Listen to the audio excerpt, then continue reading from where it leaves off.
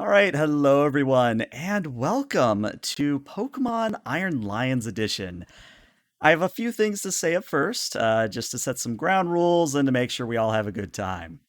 First thing I need to tell you is that this is an actual play using the Pokeroll tabletop role playing system. And as you can tell, my main player is the one and only Yuma Yamano. Anything you'd like to say to the crowd, Hello. Yuma?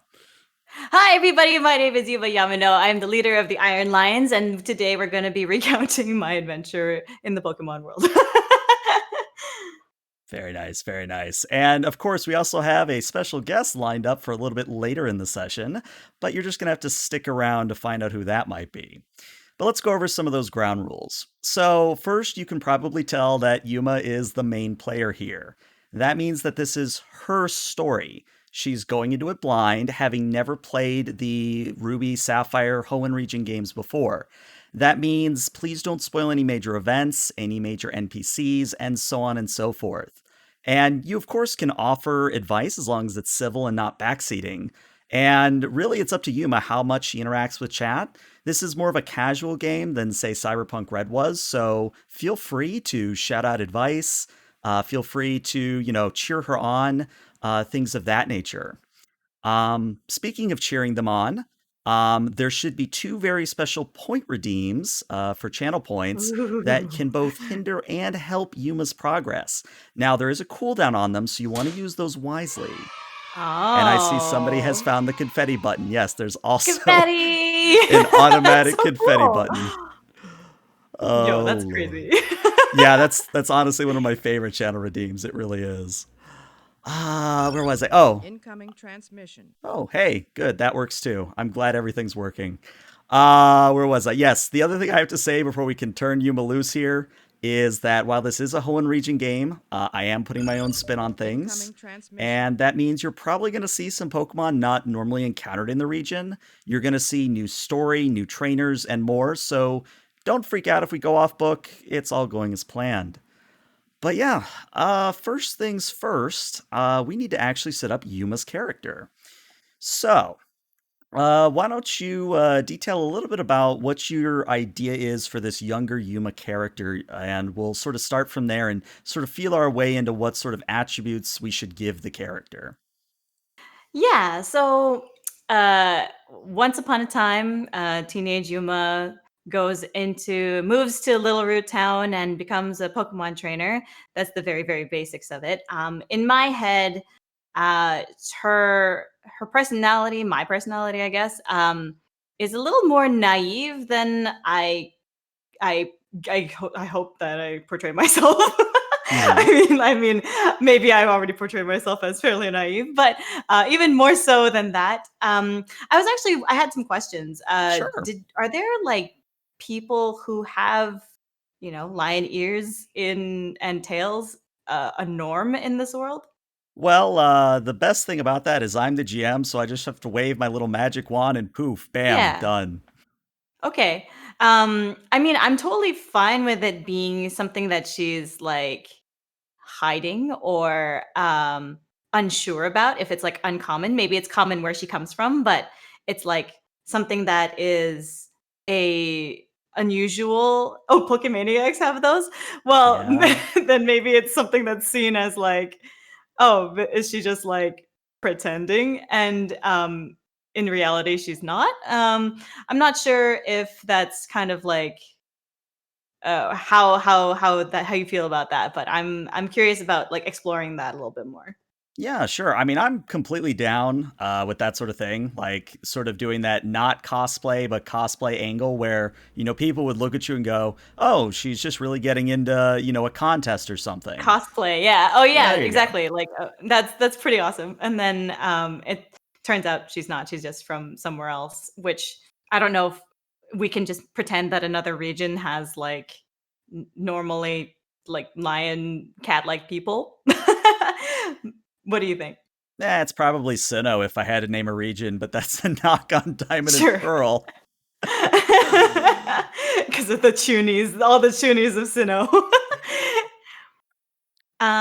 Yeah, and I guess I didn't really have too much backstory aside from eventually she stops being a Pokemon trainer, which is like would be like whatever the conclusion way far down the road would be, for question mark reason. And I'd say if there's like family involved, then the family that she would probably have is like moved there with her mom and like has older brothers that don't live with them. And like they've gone off and done their own either Pokemon journeys or like just older brothers somewhere in the world. Right. And actually, that leads to a question I have for you. Sure. So, the sort of defining feature of the starting of the Hoenn region is that the trainer coming in, canonically known as I believe it's Sapphire, um, Mm. her dad is one of the gym leaders, the Petalburg gym leader. And Mm. you sort of run an errand for him in the beginning of the game, but I wanted to get your input about whether you wanted to have that familiar gym leader connection. I can work one way or the other. I just need to know which would you prefer. Hmm. So familiar as in the same, or it would be familiar as in like just somebody else who has backstory with me? So this would be like actual like your dad was the Ah, Petalburg gym leader kind of a thing. um, was or currently is? Currently is. Currently is. I think I'd rather stray away from that. I feel like Okay. talking to my dad in role play is a kind of weird Kind of for me. weird. Yeah. I mean, that's why I asked, because it's like, I don't Yeah, know I if she's going to appreciate you go for asking. that. All I right, was like, cool. I can't unsee IRL dad. Oh, I got it. Cool. All right. This is a good starting point. Did you have any questions before I launch into another monologue, though? At the Also, moment, no. Notori, no. Bad Notori. Bad. Yeah, that's what I was laughing at. Yes. I don't think I have any other questions. Nope. I got my mind empty. Okay, that's usually a good point for me to jump in. So what I'm going to do is I'm actually going to use this moment to test out the ambience music. Stream, I did do a little bit Ooh. of balancing, but if it is too loud or you cannot hear myself or Yuma, please do shout and tell me I need to balance it again. So, first things we're going to do, Yuma, is if you could open up your character sheet and we'll just sort of Yes. follow along a bird's eye view here. Okay. So, if you will direct your attention to the nature tab, sort of right there at the top. So, the Nature one thing tab. that stuck out to me when you said that your character was new, naive, well, naive is Mhm. actually a nature, and I think that might work quite Mm. well for you. Let me check the rule book, the resource, because I thought I saw a couple that also kind of describe me as a like if like I was looking at Brave because Brave is Okay. something that seems like kind of um like kind of trailblazing forward in the name of justice, and I feel like that's Mhm. something that is a naive version of Yuma would do. Yeah, I think that fits quite well. Really, it's whatever nature you want to go with. I'm just here to provide Yeah. suggestions. Let me see. Let me look at what naive actually entails, or if you have it up, do you mind sharing it Yeah, with I me? got it. So for naive, the keywords are curious, lighthearted, and innocent. And Mm. a naive nature individual is a curious and innocent individual. They easily trust others because they ignore the many dangers of the world. They still have a lot to learn, and they take life as it comes. Hmm. You know, that also sounds a lot like me. I think yeah, I'm totally down with that. Okay. Yeah. So yeah, what that's going to Everything is mean. amazing and interesting. Yeah, it's a thing. So the one thing I would say is that the one thing the sheets don't do is automatically do your nature, which is annoying. So Okay. when you set your nature, what you're going to want to do is in that confidence over there to the right of the sheet. If you're going with Okay. naive, that's a 7. If you were going Max with 7. brave, it would be a 9. Okay. And confidence sounds like it's an important stat. If this it has a whole section of things here. Let's just say that basically there are times when actually, let me put it this way. So you have like your normal HP, which is your standard hit points. But then you have what is basically social HP, or that is what is known as confidence. I see. I feel like, well, I think it makes it a little bit more, because I was leaning towards brave earlier. Brave of heart will face any situation with courage and a cool head. I don't think that I'd have a cool head.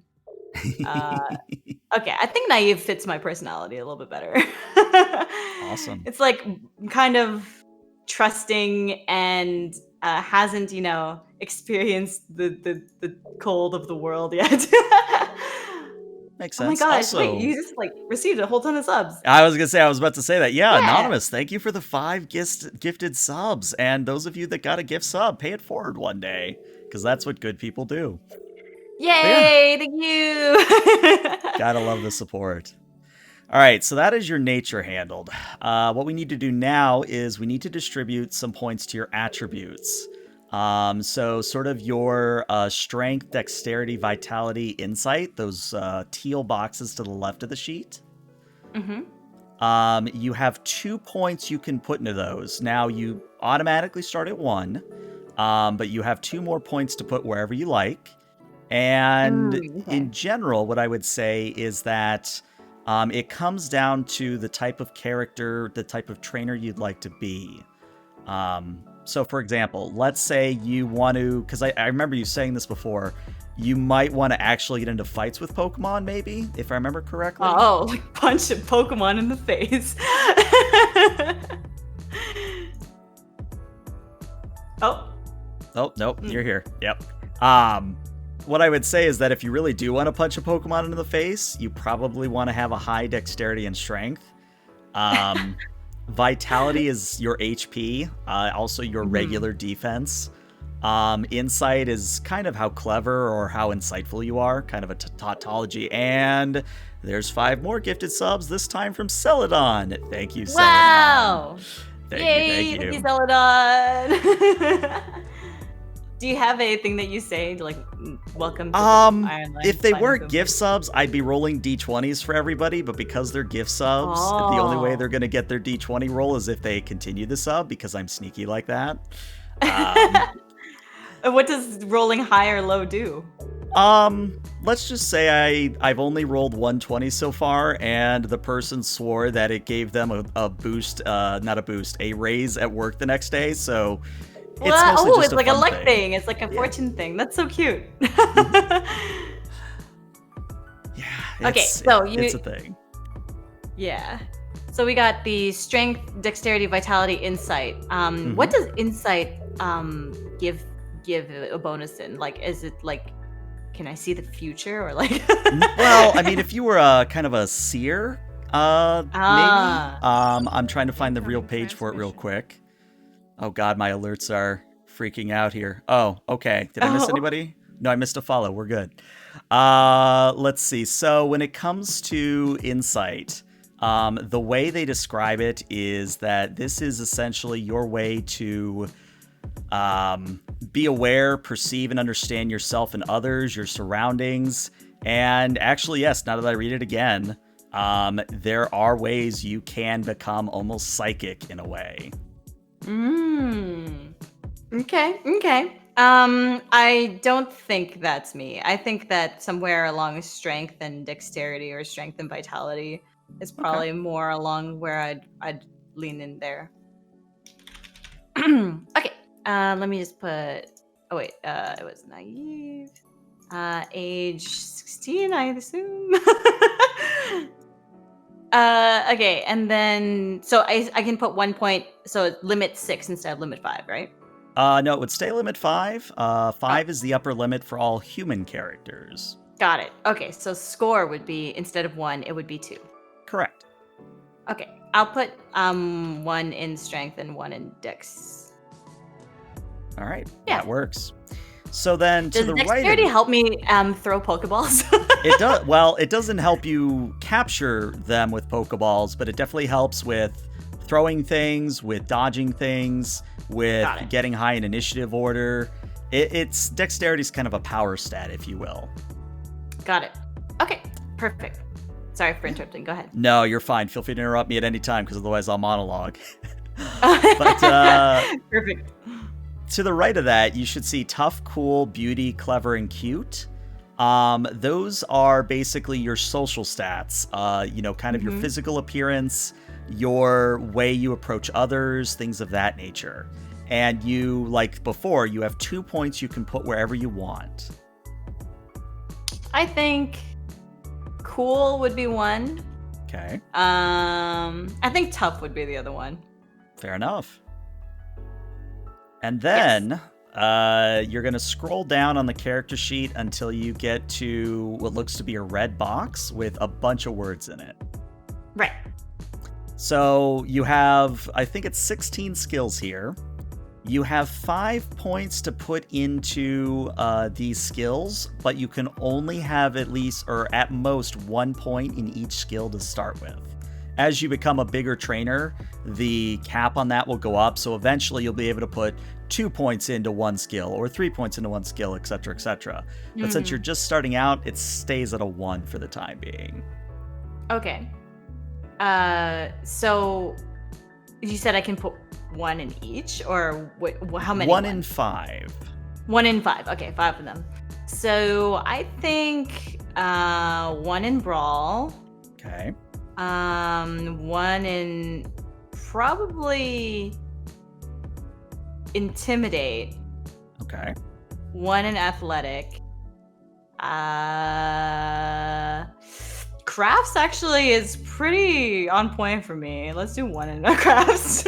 What does crafts give you? Like the ability to just make stuff? Yeah, I mean, it literally is the ability to build anything with your hands, some tools, and a few materials. You can do drawing, sculpting, cooking, repairing, pretty much whatever you want to flavor it as. Okay. Can you tell me what alert does? Sure. So alert is sort of the sharpness of your senses, and it might be like maybe you have really good eyesight, or maybe you have good hearing, or maybe your sense of smell's really good. Got it. In terms of mechanics, alert is also used when rolling initiative. So it is an important skill if you think you're going to be punching a lot of Pokemon. Okay, I'll put 1 in alert. I'm actually think I'm gonna change intimidate to maybe empathy, because I feel like she's not that tough just yet. She is tough, but she's not that tough yet. Do I want throw? I guess that doesn't really. Athletic, nature, stealth. Nature, I assume, is like, do I know about nature? If I'm camping, then do I know how to pitch a tent and stuff like that? You got it. Okay. Lore, I don't think so. Medicine. Yeah, I think this looks good. Excellent. Well, the good news is that's all we have to do for your character sheet, so we can actually get started perfect. proper now. Oh, so easy. All right. So, if you will imagine that you're just waking up from a long day of moving the day previously. Your trip to Little Root Town was fairly uneventful, all things considered. Like all good Pokemon stories, for some reason you had to ride in the back with the boxes. And most of the day was spent moving furniture, coordinating the Machoke that were moving the furniture, setting up your room, etc., etc.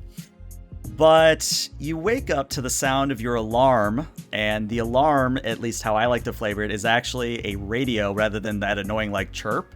And as the radio begins playing, it says, "And thank you for tuning in to 96.9 The Commute.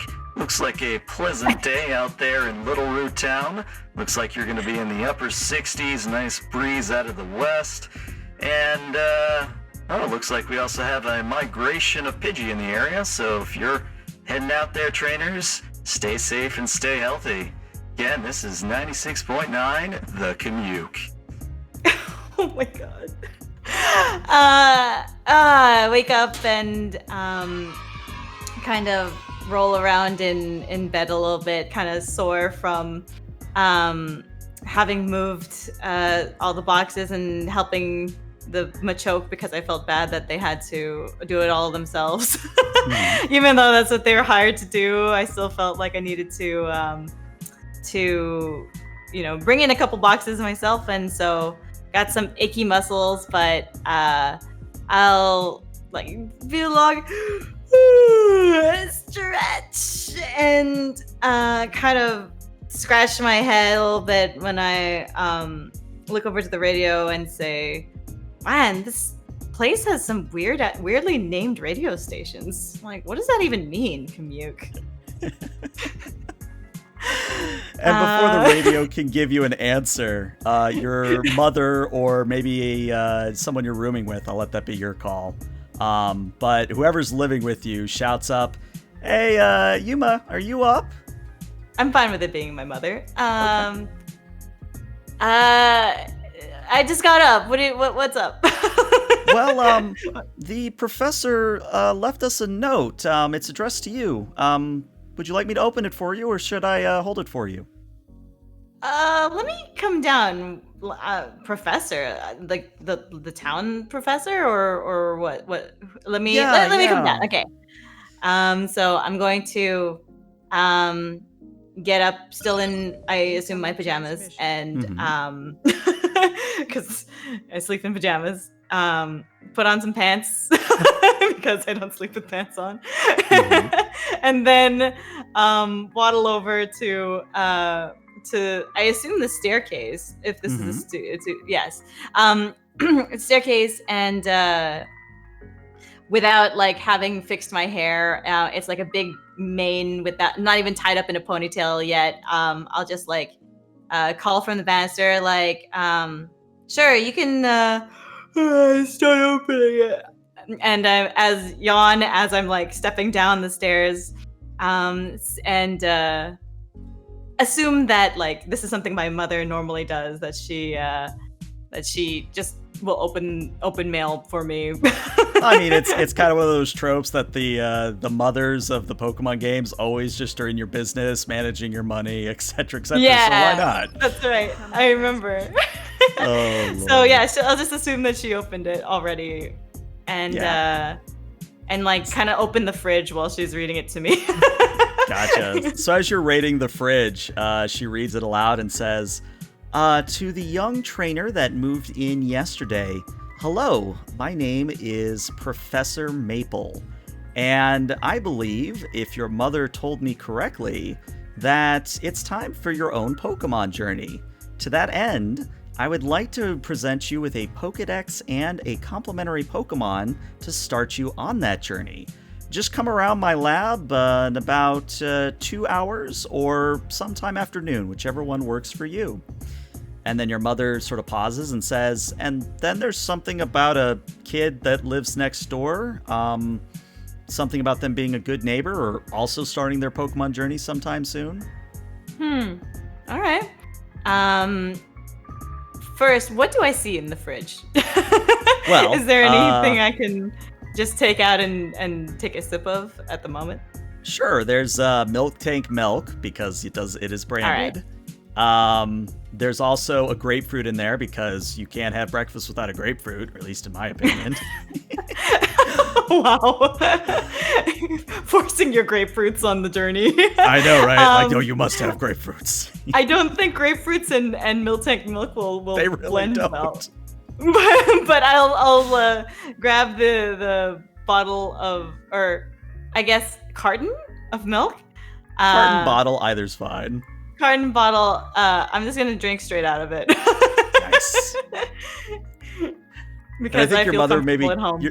Your mother maybe gives you not a withering look, but one of those we've discussed this look, and she says, "Yeah." She says, she just sort of sighs and says, "So, your own Pokemon journey. We all knew this day was coming. Have you given any thought to the type of trainer you'll be?" Yeah, I knew that this was gonna be coming. I just didn't think it was gonna be the day after we move in. I was like, I thought that I'd have a couple days to like, get my bearings and meet people first. But okay, I am ready, and I am going to be a Pokemon master, and that's going to be, and I'm gonna make a ton of friends along the way, and it's gonna be super fun and not hard at all. Well, I certainly enjoy your enthusiasm, honey, but I do have one question for you. Did you end up moving a green box yesterday? And out of character, you can decide whether you did or not. Totally up to you. I might have. Let me think about this. Let's say yes. Well, wherever you move that green box, I actually have some presents in there for you for your journey. Ah, great. I think I put it in the garage. So I'm going to go over and, put close up the carton, put it back in the fridge, and then kind of like in that sort of anime protagonist way, like kind of start running, but like kind of trip a little bit. Nice. when I start running towards the garage, and then I open the door with like almost like a flourish, like it's like a little bit too exaggerated when I open the door. Not seeming like I moved too many boxes the day before after all, or maybe just warmed up enough to ignore the soreness. And go to where I walk over to the spot in the garage where I think I put the green box, assuming sure. that. Yeah. And let's just actually do a test roll here just to get you acquainted with rolling. So what you're going to do is you're going to go up to the generic roll. Should be right above the fight, survival, social, knowledge, the red box. And I'd like you to roll me a insight and an alert, please. Insight and alert. Let me open my character sheet. Insight. Okay. Also, the good news is that you actually have a +2 modifier on this, because Chad has been very helpful so far. Yay!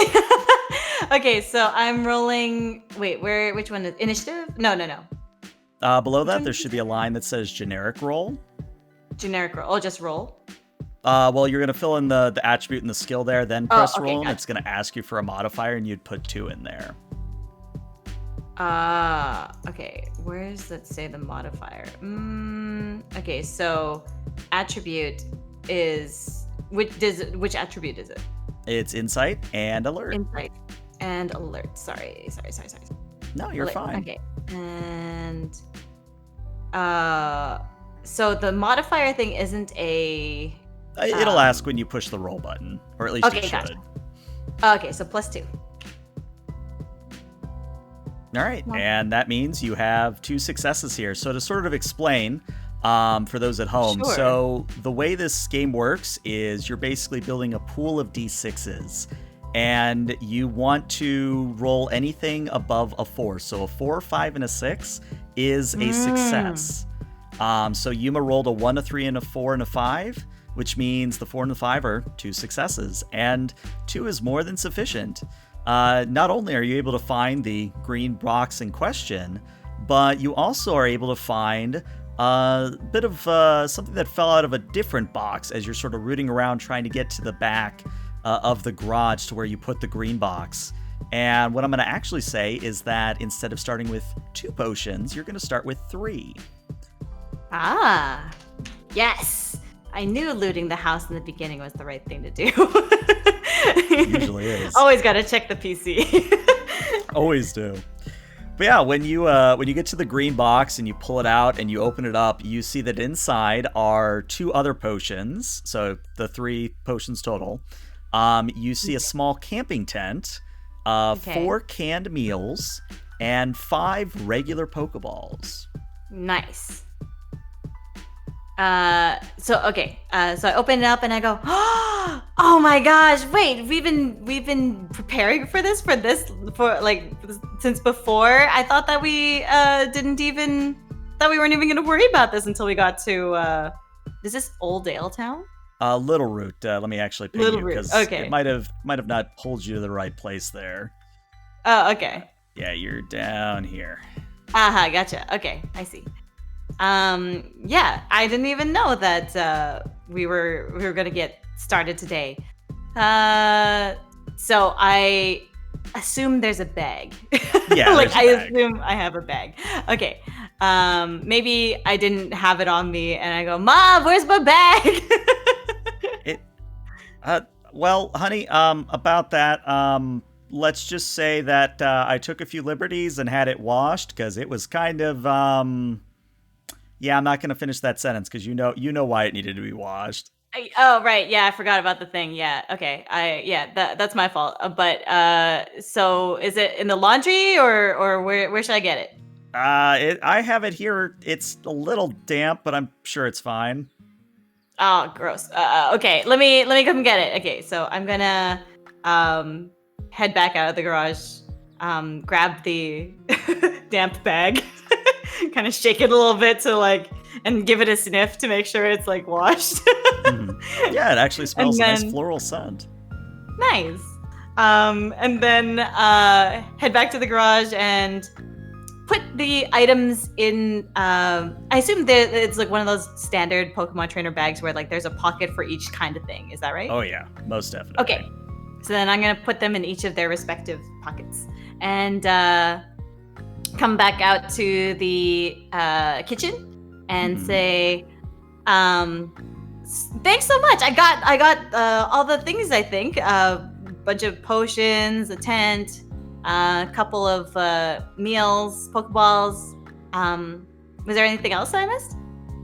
Just this. And your mother gives you a very long and warm hug because that's what mothers do. And I give her a hug back and I go, yay! Am I leaving right now? I mean, Yes, that's up to you if you want. I could make you a better breakfast than milk if you really wanted. Ooh. Yes. I would like to just really quick, I don't know, eggs. Eggs and bacon if you got some. You got it. Yay! Long story short, your mother cooks up a fantastic meal for you. Eggs just the way you prefer them. Bacon nice and crispy, but also juicy, so you get that kind of sizzle on them. And that's the best way, though. Yeah. And as you finish, there is actually going to be a knock at your door. And this is the time that I'm going to invite a certain someone to the call. And your mother is going to go to the door and say, well, who could this be? Give me one moment because I have to still find... eating. Yeah. Where is... What kind of buffs does she get from the food? Obviously, it's like Monster Hunter, right? Get extra stat buffs. Mm-hmm. Pokemon mothers are always so wholesome. Yeah, they are. All right, Notori, can you hear us? Yo. Excellent. Wonderful. All right, well... When your mother opens the door, on the other side is a girl that I'm going to let Notori describe her own character because while we, of course, have them on screen, but, let's add a little flair here. So, Notori, what does your character look like? She is, she's kind of on the short side, but she has, let's see. she's got tights. She's wearing she's wearing a dark purple jacket. And she's wearing one of those tennis skirts where it's it's like shorts, but it's also a skirt. And then she has the pockets underneath them. And she has, let's say she has shades on top of her head. She's not wearing them right now, but she's got shades on top of her head. And light brown hair, kind of similar to mine. Yeah. Got it. Well, to give you some context, Notori, you're here to check out the new kid that arrived, and of course to do the rival thing, as is tradition. So Yuma's mother kind of looks at you and goes, "Oh, you're the neighbor girl, aren't you? Sorry, I don't remember your name." Notori. Right. You guys are the ones who just moved in here, right? Saw the moving truck out there. Yuma, Saw the moving you, truck. Oh yeah. The girl from next door is here. I was supposed to go and meet her, wasn't I? That letter said something like that. I'm just gonna like shovel a little bit more food in my mouth before quickly wiping my my mouth with like a napkin. And then I stand up and awkwardly like kind of stand at attention next to my mom and like wipe my hand off on my wipe my hand off on my pants before reaching out and then offering it to her for a shake. Hello, my name's Yuma. You're the new girl. Pleasure. She just like stares at the hand and then but doesn't make a move to shake it. Like, in an attempt to recover my awkwardness, I reach my hand up and run it through my hair. Smooth. And I go, very smooth. Yeah, nice to meet you. You said your name's Notori, huh? Yeah, we just moved in yesterday, and I'm about to go and see the professor later. I'm not quite ready just yet. I need to like, get changed and stuff. But it's good to see. Good. Nice to meet you. Gay panic. Yeah, pleasure is all mine as well. You said this is you're just starting your Pokemon journey. Is that correct?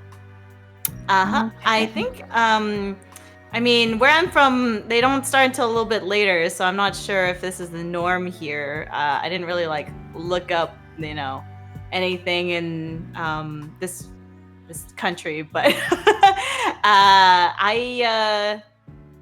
I'm if you're already started on your journey or something, then maybe I can learn a little bit from you. Yeah, I might be a little bit busy. I mean, if you're just getting started and everything, I think. Oh, I see. That's cool. it's rejection. Yeah, no problem. I guess I'll well, yeah. That is actually exactly the noises she makes too. It's just that stuff like. Yeah. I guess it's like so rude to ask. Like, why'd you knock on my door if you're going to be so rude? So what can we do for you? I just came to like meet the neighbors, I guess. Sorry, it's kind of a mess here, but maybe did you want to join? You want some breakfast or something? Already ate, but thank you for the invitation. Just here to check out the competition and, reassuring myself that I got nothing to worry about. Competition. Oh, I see. I thought that you were trying to make friends. That's okay. Cool. Well, I am just getting started, but don't worry, I will be amazing at this pretty soon. So you got you'll have some tough battles to come. Yeah. I'm sure. Do you already have a Pokemon? Do you mind? Can I see? I don't have one yet, so. So normally I would let you roleplay this out, but add a character in the Tori while you do have your Pokemon. It's one of those things where until Yuma picks her Pokemon, you shouldn't have yours, if that makes any sense. Yeah, Right. makes sense. It's like one of those pick the other one or something. Yeah, it's the Pokemon rival advantage. Yep. And then in that one Sun and Moon, the other guy who gets the crappier one. hmm Oh, yeah, poor guy. The third wheel, as I like to call him. Yeah. Mhm. Oh, you want Pokemon. Okay. Well, you don't even have yours yet, so we can't do this battle thing. Okay. Oh, I see. Okay. I didn't know the rules or anything. I thought that it was I thought that people usually just have them like walking around with them. So it's just like trying to like look behind her and like see if there's anything like anything else there. Looks like I don't see a Pokemon out, so well, that's cool. I'm just about to go and get changed and like get ready to go see the professor. But if you want to go together or something, then you're totally welcome to hang out. she checks her watch and like checks her phone and like, I got nothing else to do today, so might as well show you around the place. That's the least I can do for you guys. Okay, so Yuma's head kind of perks up at that and nods really quick and is like, okay, I'll be right back. I'm just gonna get changed and I'll be right back. And then I'm gonna rush upstairs and like as speed runny as possible, try to get changed into the outfit that you see on screen. Mhm. And the hat and everything, and then put the bag on. Make sure I have everything. Double check my pockets. Do I have any? So everything in my bag. It came? Did the letter come with a Pokedex or like what else? No, you have to go was to the in lab to get it. Okay, got it. Okay, and do I have like a phone of some sort, or is that something like my mom gives me? Or So that actually was a point I was going to address, but I can address it now. So the Pokedex you're going to get is essentially going to be a combination of a smartphone, a Pokedex, and a bunch of other tools. So it's one of those things where your Pokedex is going to be your tool to do pretty much anything electronic for a while. Okay, sounds good. Okay, so I don't have a phone yet, but I will run back downstairs and I have my backpack. I just adjust the bill of my hat and then I check myself in the mirror real quick and look over at Nitori and be like, all right, I think I'm ready to go. And then I look over to my mom and say, okay, I'm going to go see the professor now. And then I open my arms for another hug so that she can give me the real hug this time.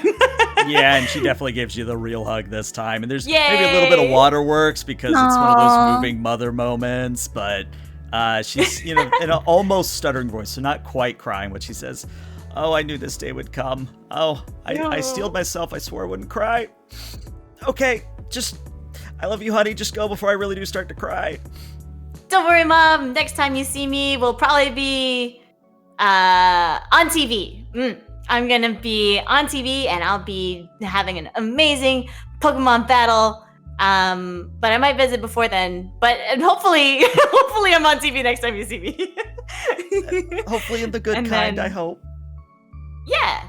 Only good kinds. That's right. And then I'm going to look over to Nitori, both hands on the straps of my backpack. And then I kind of like hike it up a little bit. Like, all right, I'm ready to go. All right, then. Follow me. Okay. I So will. as you step outside, you see the smallness. It's more of a hamlet than a town, really. There's only really like 4 buildings in Little Root Town. There's, of course, your house, Yuma. There's Notori's house across the quote-unquote street. And then there's the professor's laboratory. The laboratory is a 3-story affair as opposed to the 2-story affairs of the houses. And then there's what is the equivalent of a utility shack, where you might find things that run the plumbing, electricity, and so forth. But in general, the air is crisp, the air is clean. As the radio suggested earlier, it is somewhere in the upper 60s of the Fahrenheit, so nice balmy weather, nice crisp and cool. And as you look overhead, you even see that there are a number of avian Pokemon in the sky. Talos, Pidgeys, you name it, they're flying up there having a good time. I take a deep breath of the fresh air and be like, it doesn't smell like this where I'm from. And then I look over to Nitori and say, have you lived here your whole life? Yeah, born and raised, which is kind of incredible because there's no hospital here. But Laugh and and I follow behind her in that standard Pokemon way where you're like immediately behind the person even when they turn. Great. And your destination happens to be the Pokemon Lab, which means I have to do not only this, but I also have to shift the music. So let's get this music going. All right, so Yuma and Notori, when you step into the professor's lab, you see that it is multi-tiered in an open format. And I actually need to turn that down a little bit. And the first floor seems to be dedicated to almost a library of sorts, where there's just rows upon rows of books. And the second floor seems to be devoted more towards actual machinery. Things like I'm trying to remember the actual name for it, but the same machine that Pokemon centers have. There's one of those here. There's various PCs and server racks that are set up. And then the third floor looks to be some form of a loft where the professor maybe stays. And as you enter in, you don't see any people about. You don't see any assistant professors or researchers. But when you do step in through the threshold, there's kind of a chime. And you hear somebody hit their head on what might be the ceiling, curse under their breath, and say, I'll be there in a minute. Just give me a minute. Okay. I look around. So what we see is what we see on the screen right now. Like as Similar soon as we walk to it, in, yes. there's like a machine. Okay, and then multi-tier floor kind of thing. Okay. I kind of just take in the surroundings. Kind of like rock back and forth on my heels and sort of. It's like just kind of like waiting in line for something. And yeah, you don't have to wait all that long. The professor reveals herself in short order, and the professor has short, almost bob cut like pink hair, striking green eyes, maybe stands at about 5'10", has on not only a gray sort of suit with a white overcoat, but sort of carries herself not quite in a regal fashion, but she's sort of used to being the one in charge, if you get my meaning. And as she kind of walks down from the third level, she gives a great big yawn and says, sorry, Notori, Yuma, good, you're both here. Hopefully you got my letter, and I do want to make good on my word. I've picked out 3 Pokemon for you, Yuma, that I think would fit you specifically. Though, to be fair, this is all secondhand from your mother, so if it's not a good fit, just say something and we'll figure something out. My mom knows me pretty well, so maybe I hope so. what do I see in front of me? That's what I'm about to say. So I see. Professor Maple smiles, goes over to her computer, and hits a button. And on the screens appear 3 Pokemon. The first is a Vulpix, but not a standard Vulpix, in actual Alohan Vulpix, so the ice variant. The second Pokemon that pipes up is going to be a Litten, your standard Fire Cat starter. And then on the third screen, a Shinx will pop up, a electric starter. And Professor Maple sort of motions at them and says, choose whichever one you like. And now out of character, if I can direct your attention to the starting Pokemon folder of the character sheets. Starting Pokemon folder of the character sheets. Let me open that up. Why not? Okay, wait. Starting Pokemon. I see. Vulpix, Litten, and Shinx. Yep, and Okay. I can answer any questions you have, but you should be able to see all of their stats and their abilities, their Pokedex entry, all of that. So it's really just which you would prefer to take at this point. Again, I can answer any questions you might have as well. Evasion, perform, alert, stealth, channel.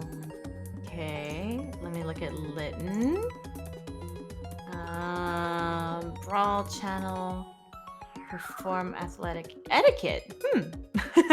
Evasion, happiness, loyalty. I guess they're all added too. Okay, more strength. Let me look at Shinx. Oh, they're so cute. Double brawl, intimidate, alert, clash. What is clash? So Clash is something where if you want to stop a move that's coming at you, there's a process where you can use an attack to stop an attack, and I'll bring it up in battle because it'll make more sense then. But it's basically something that you can cancel out an attack with.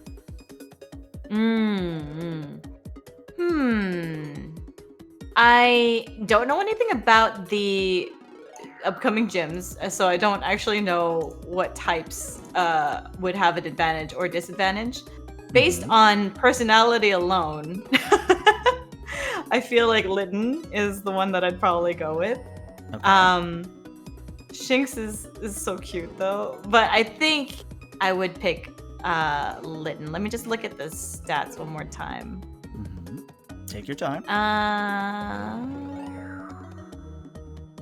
Let's see. Litten is definitely what I'd assume you'd pick. Yeah.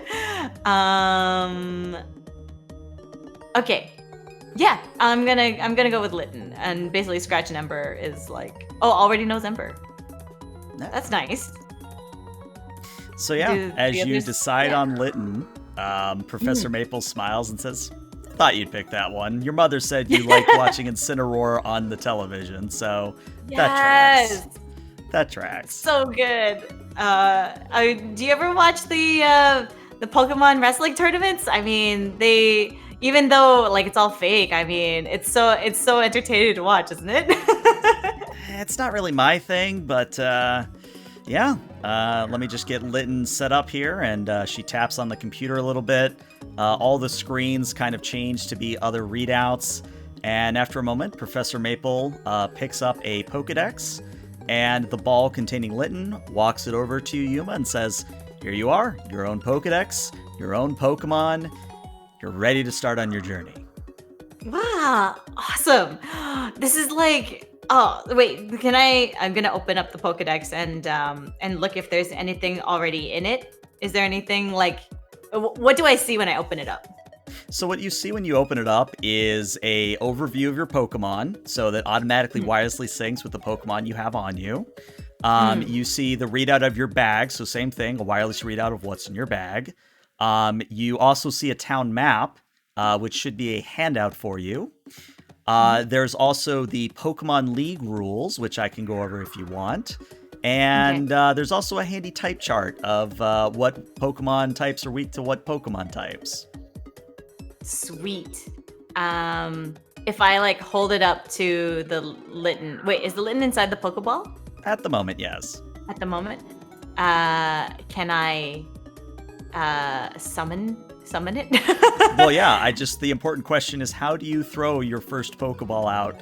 Do you say, hey, Litten, I choose you? Or do you go, Litten, come on out? I'm very curious as to which would it be. Okay, I'm going to enlarge, press the button to make the Pokeball larger.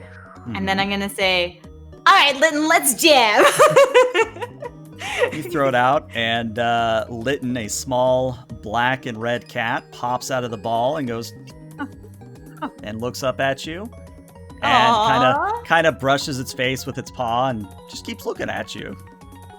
I'm gonna kind of crouch down to meet its level as much as I can without lying down. And then I'm gonna just kind of wave and say, hi, I'm Yuma. I'm gonna be your trainer now. And it starts to purr, as it does. And I am ecstatic. I'm like, yes! And I'm going to assume that there's a camera function in this Pokedex. Oh yeah. Oh yeah. And then I'm going to take a selfie with the Litten. Nice.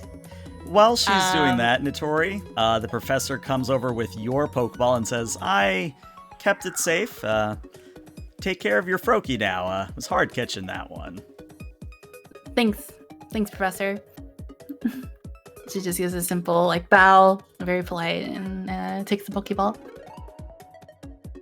I'm going to kind of offer a hand to the Litten to do a little paw thing, and I'm like, oh, it's not a dog, and then I'm just I kind of and then I try to pet it on scratch it behind the ears. So I think actually what happens is when you reach out your arm to it and it kind of sniffs at it a little bit, and then it does the cat thing where it runs up your arm to sit on your shoulders, and it just sort of sits on your right shoulder, just sort of purring in your ear, which I'm going to leave to you whether you like that or not, but that's what it's doing. I love it. I'm so happy.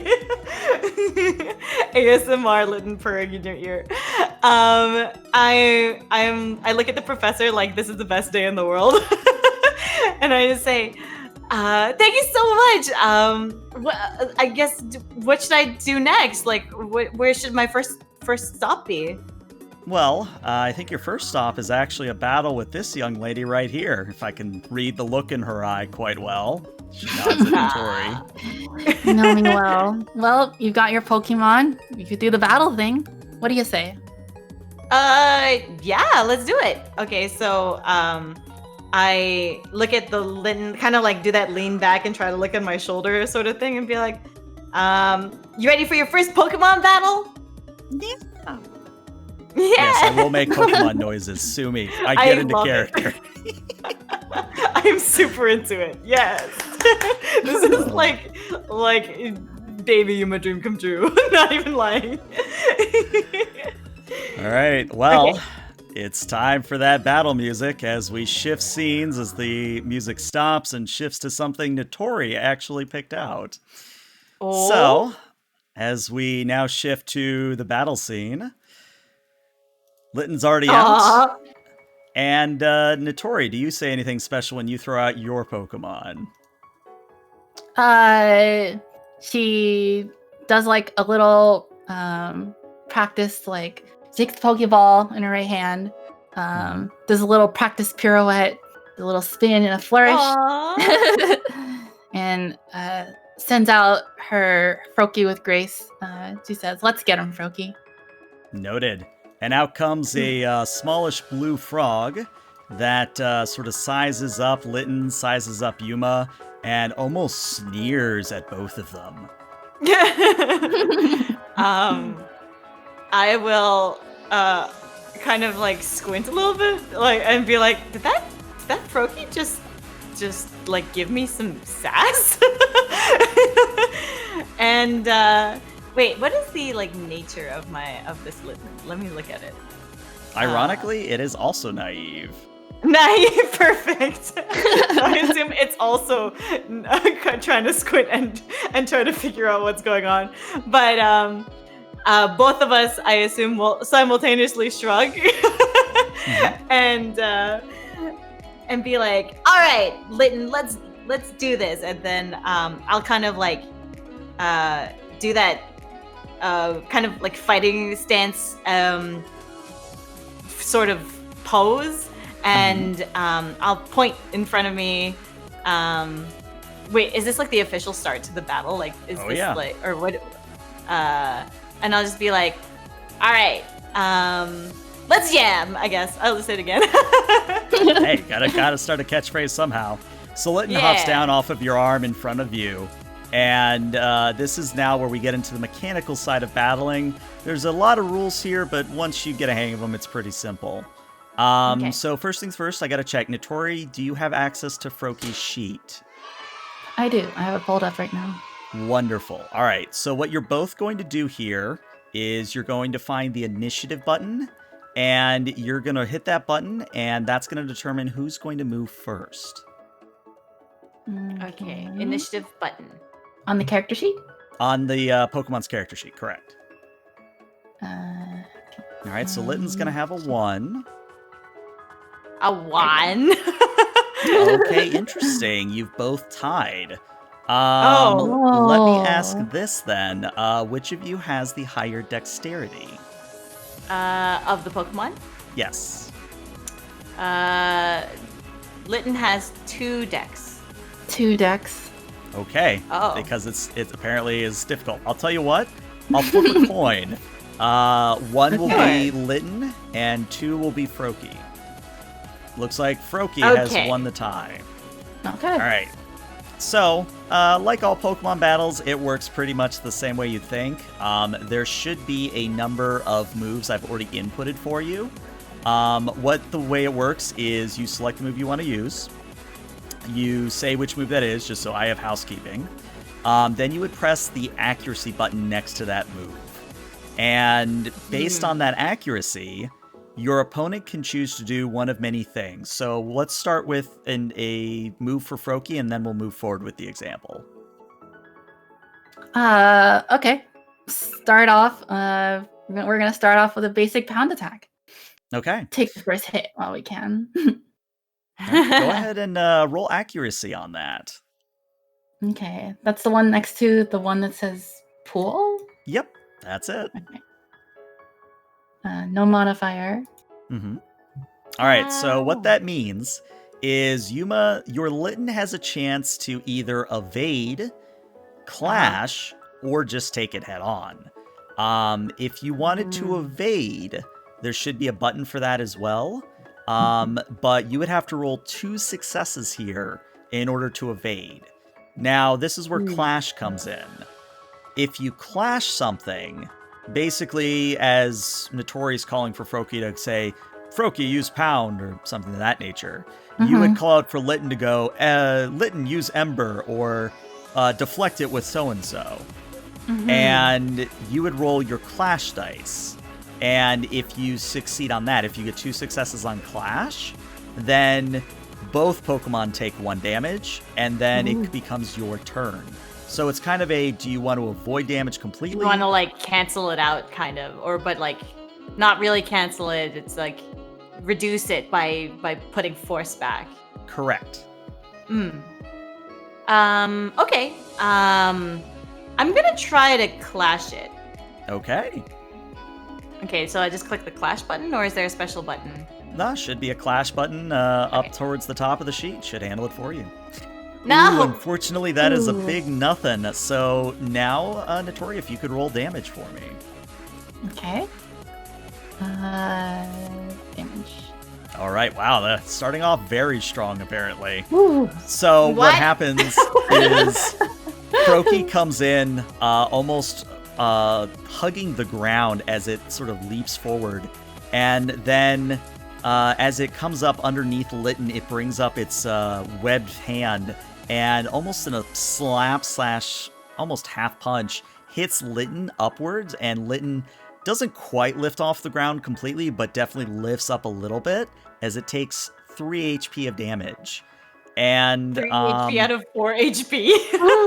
Actually, 1 second. I think okay, I see what happened there. Apparently, I need to fix the sheet to do that. I'll do that in a moment. But what is Litten's defense, real quick? Because that's what's missing from the sheets at the moment. Let me look here. Should be up top, same box as the evade and clash. Evade. Oh,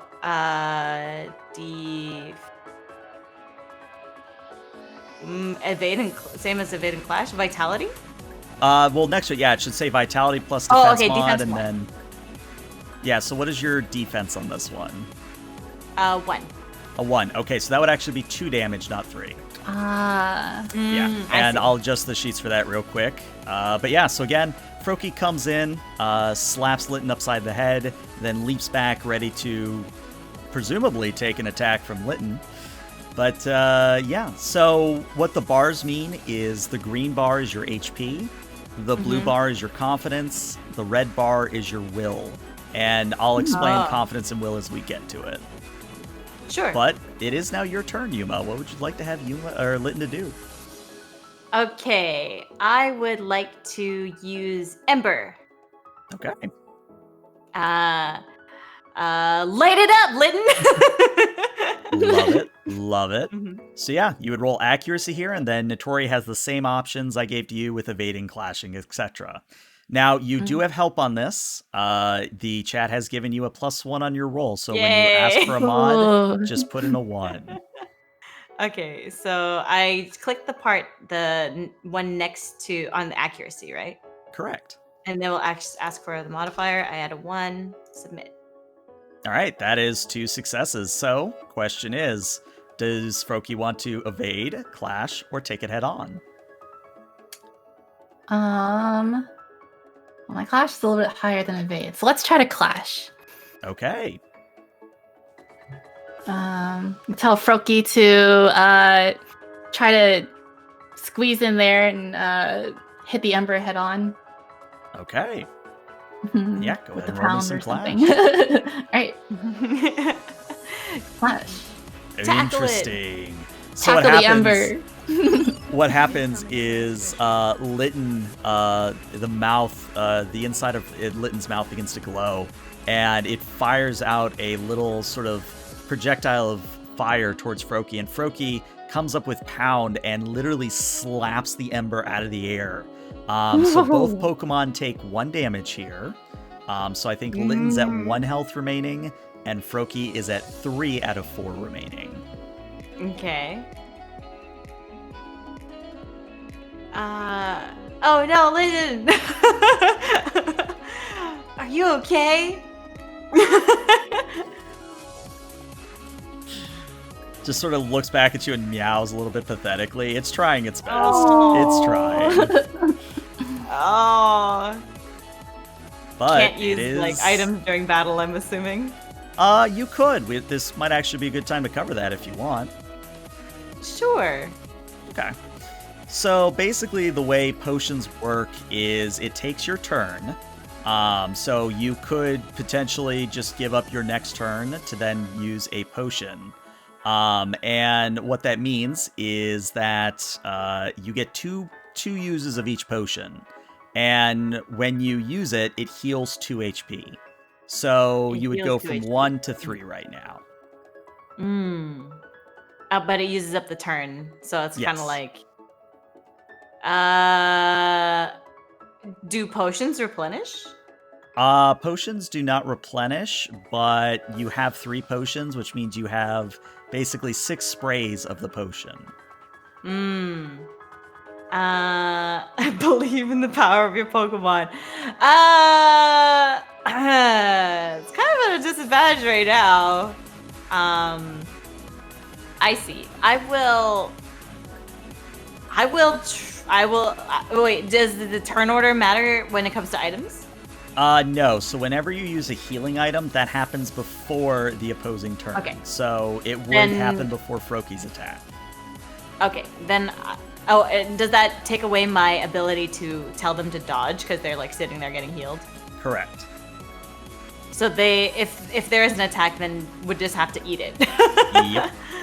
Oh, Froakie slaps while you're healing. Yeah.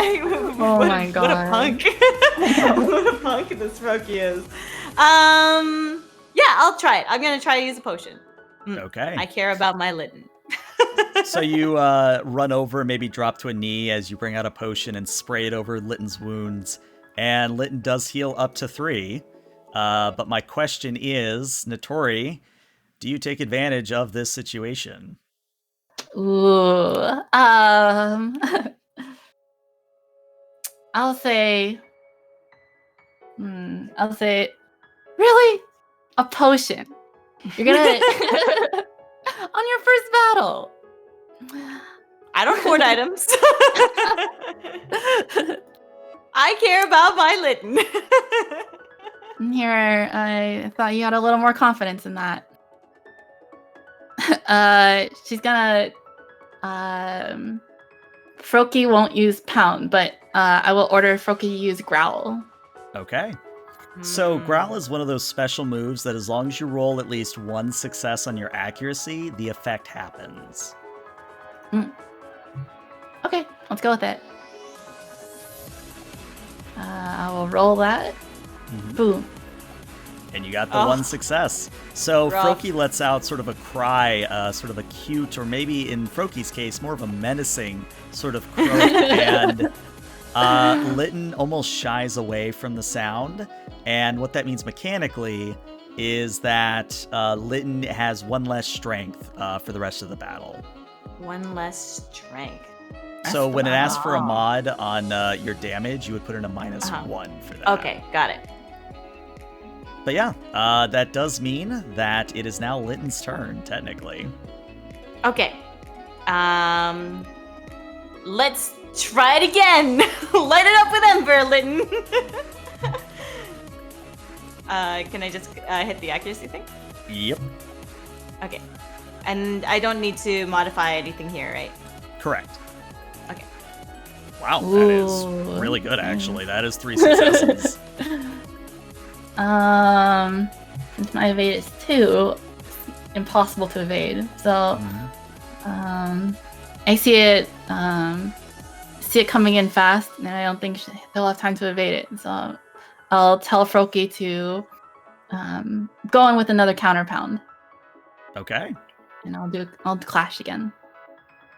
Can you get 3 success? Oh, real quick. No. No, it doesn't matter. Even with chat's help, as I look over to Okay. check, yeah, you would have only had 2 successes. So, yeah, not enough. So this time when Litten's fireball flies out and hits Froakie, Froakie again goes for the slap, but it almost passes alongside of the underside of the slapped hand and travels up the arm and hits Froakie right in the face. So go ahead and roll me some damage on that ember.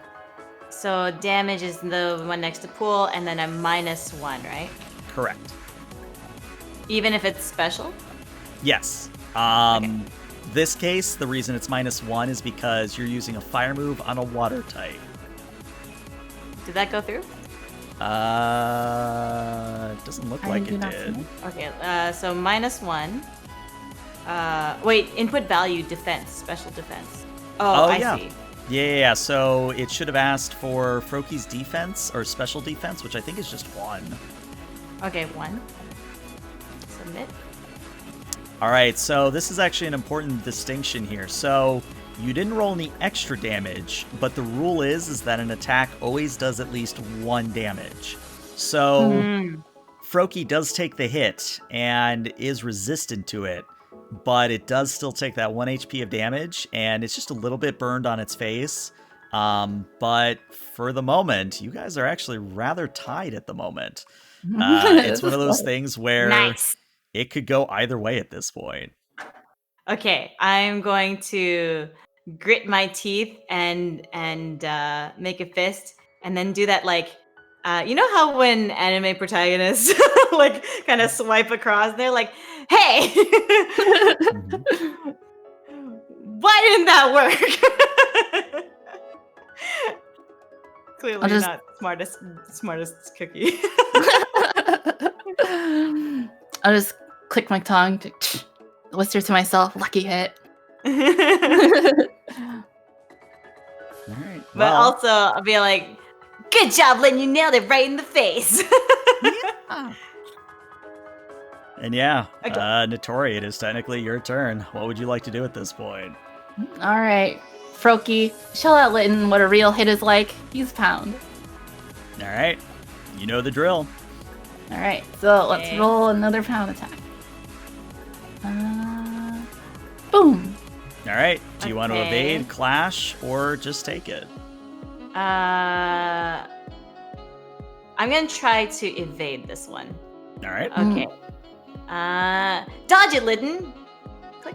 And you do. Not only does Froakie come in, Hey. again trying an underslap, but Litton has gotten a little bit more wary of it. So Litton actually jumps to the left as Froakie comes in from the right and is able to not only sidestep Froakie, but is also able to get a nice shot at Froakie's backside if you want to take the advantage. Ooh. Okay, this time. Okay. Give it the old 1-2, and I'm gonna tell it to use scratch. Okay. So this time, it still is -1 because of the growl. And it will be, the defense will be a 1, but let's roll your accuracy first to see if you actually hit. Okay, no modifier. All right, that's only 1. Notori, what's the call? Okay, I'm gonna try to evade this one. Okay. So I'll just shout out, maybe a little bit desperately, dodge it behind you, and then roll evade. Oh. And even with your shout, Froakie starts to turn, but it's far too late. And yeah, this is a very important attack. Let's see what Litton rolls on its damage. Okay, do I enter anything for damage? Defense here? 1? 1 for defense, correct. Okay. And there it is, everybody. So Litton comes in with a scratch and sort of a swipe across Froakie's face. And Froakie goes careening to the ground, croaking a little pathetically. And its eyes sort of do that stereotypical anime spiral thing where it faints on the spot. Oh, that's so Nice. cute. But yeah. Now I have a alright, very I'm important going- question for Notori. What do you say when Notori loses? Just like does a little exasperated or like frustrated huff, and she's like does the thing where she just stands there, doesn't say anything for a second, returns her Froakie in the Pokeball using the like the red beam from the Pokeball thing. Mm-hmm. And she's standing there with like the bangs down, covering her eyes for a second. And then hit me with the in my mind's eye. with the goofy grin.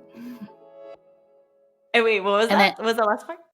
Ewan's just standing there with her goofy grin, I'm assuming. Wait, is that all?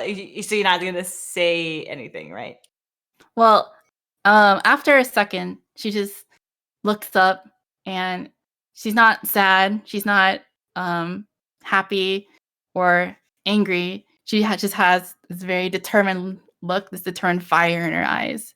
She's like, next time, it's gonna be my win. And then she's just like, she hesitates, thinking about like giving a handshake, but then she just walks off. All right. So okay, as the victory cry is going to be, Yuma's going to hold her arm out for Litton to climb up her again, Attack on Titan style, and then she's gonna do a couple punches in the air, like shadow box a little bit, and what I want is Litton to jump from shoulder to shoulder while she does that. I think that can definitely happen. And one thing I would say is that now, Notori, you don't actually have to track this on your sheet, but what happens when you lose a Pokemon battle is the trainer gives you half of their money. So you actually get 750 yen or poke dollars, whatever it actually is. So I think that brings your total to like 2,000 something, Yuma. Wow, I got like $20. Not bad, not bad. Woo! Let me find my character chart. Okay, Yeah. so I add that to my bag. There should be actually a money up at the top. Money up at the top. GM public money. Oh, money. And I yes, see it. Okay. Seraphix, she is basically stealing Notorious lunch. So you I was said gonna buy a sandwich with that. to 2200. You said Let's 750 or see, 700? 2250 if I can math in my head 2250. correctly. Okay, gotcha. All And right, yeah, I have 2250. with Wow, I have that, why don't we take a 5-10 minute break and then sure. we'll come back and deal with the aftermath. So yeah, we'll be back shortly. Stream, stick around.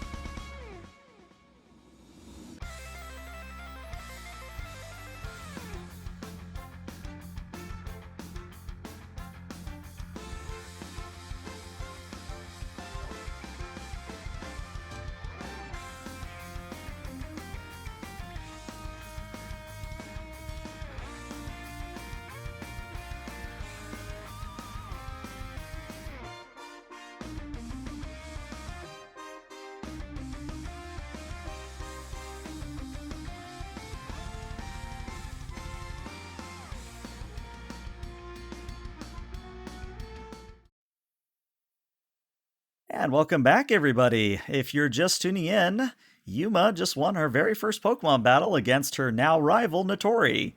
And let's just say it was quite the battle. It honestly could have gone either way for a little bit there. Can I just say that transition is amazing? Oh, the Pokeball one? Opening and closing? That's so cool. Yeah, I scoured the internet to find something appropriate, and I found that. I'm like, yep, grabbing that. Perfect. It was super close. If I didn't use that potion, might have gone another way. Mhm. Yeah. But yeah. So as like because Nitori like started to leave while I was doing my victory pose, I assumed that she was doing that for the professor because I was like the only person who was watching. And Mhm. so Yuma's gonna turn around and see that Nitori's walking away and be like, hey, wait! And then kind of with Lytton still on the shoulder, just kind of like start to hurry out. Mhm. Oh, but then she remembers that she should be polite and looks over to Professor Maple. Quickly turns about face and then bows. With in my head, Lytton kind of hops from shoulder to like back or like head while Probably, she's yeah. bowing, and is just like, "Thank you so much, Professor Maple. I will make you proud." And then stands back up and then hurries out the door, following after Nitori. All right. And yeah, Notori, it is your call whether or not Yuma does catch up with you. Yeah.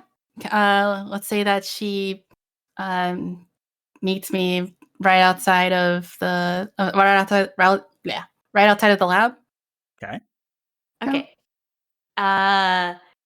Seeing that she didn't go very far, Yuma suddenly stops and is completely awkward again, and kind of looks up into the side and says, "So, I mean,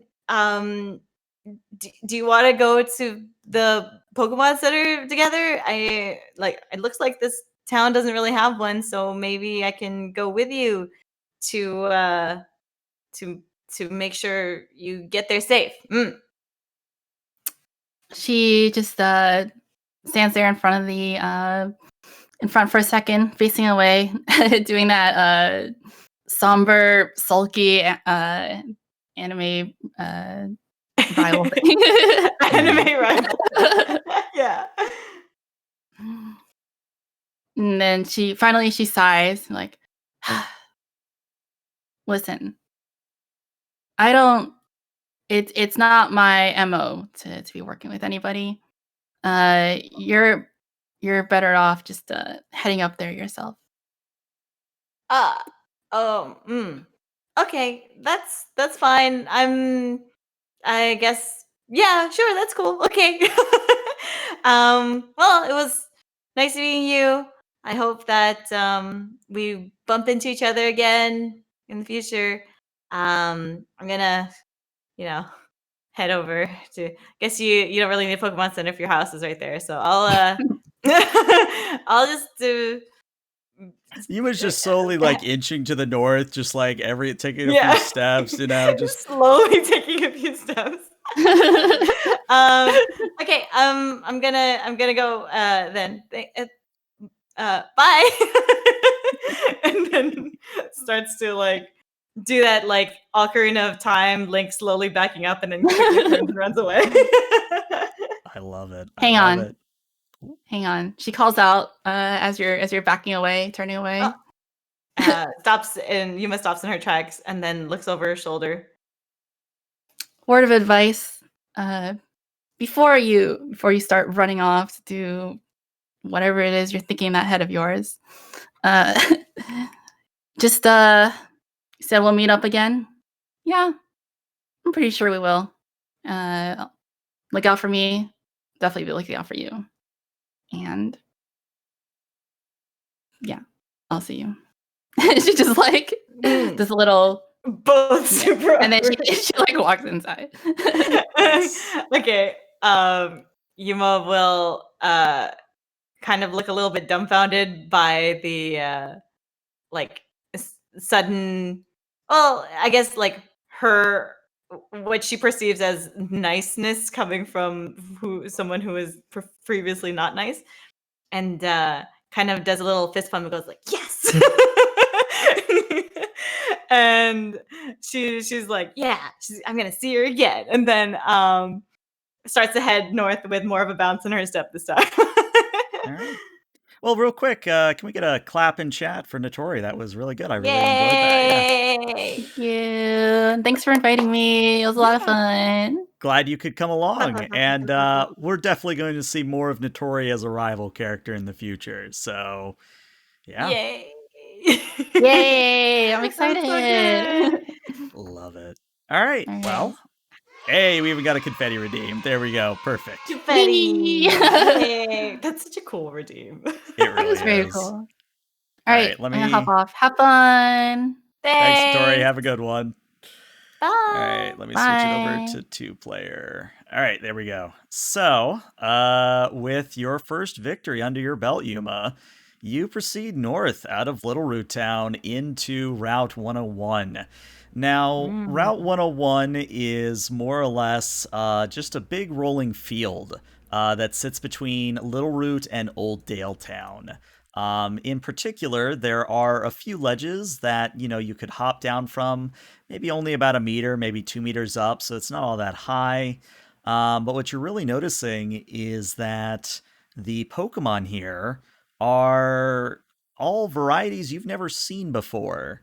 There's one that looks kind of like a raccoon. There's one that looks like what might be some sort of a walking mushroom.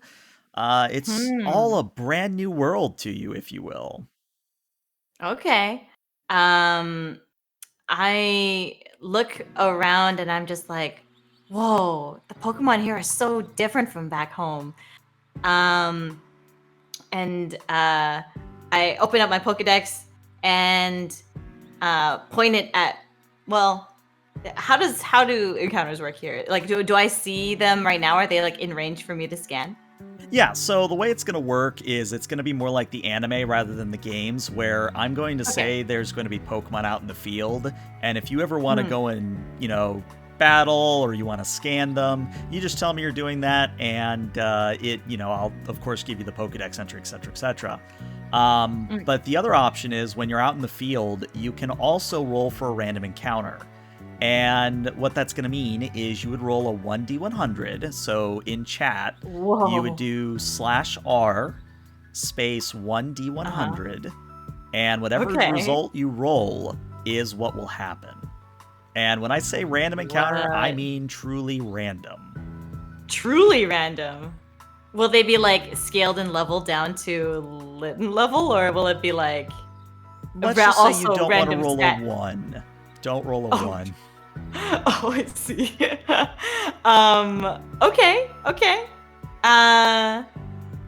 Sure. I'm going to say that. So I know from the town map that this is Route 101. I don't know what kind of Pokemon are here. I'll try the random encounter. All right. So let's see what you roll. So roll, and I see D100. D100, you got it. All right. A 12. Let me consult my handy chart. Ooh, there's a chart, guys. This is one of those moments where I don't have my hand tracking on, but it's one of those where I put my hand on my chin and I go, interesting. I need you to roll me another D2, basically a coin here. Okay, roll 1d2. Okay, further interesting. Okay. So Yuma, you're looking around, you're more or less just getting a lay of the land, and Litten suddenly bats the side of your head, and when you turn to look, it points up, and you look up, and you see that in one of the Pidgey's claws, high overhead, there seems to be a fish of some sort, like a Pokemon fish, in the Pidgey's claws trying to wrestle its way free. And what I would say is that it might be in range of an Ember if you wanted to try and save the fish. All right.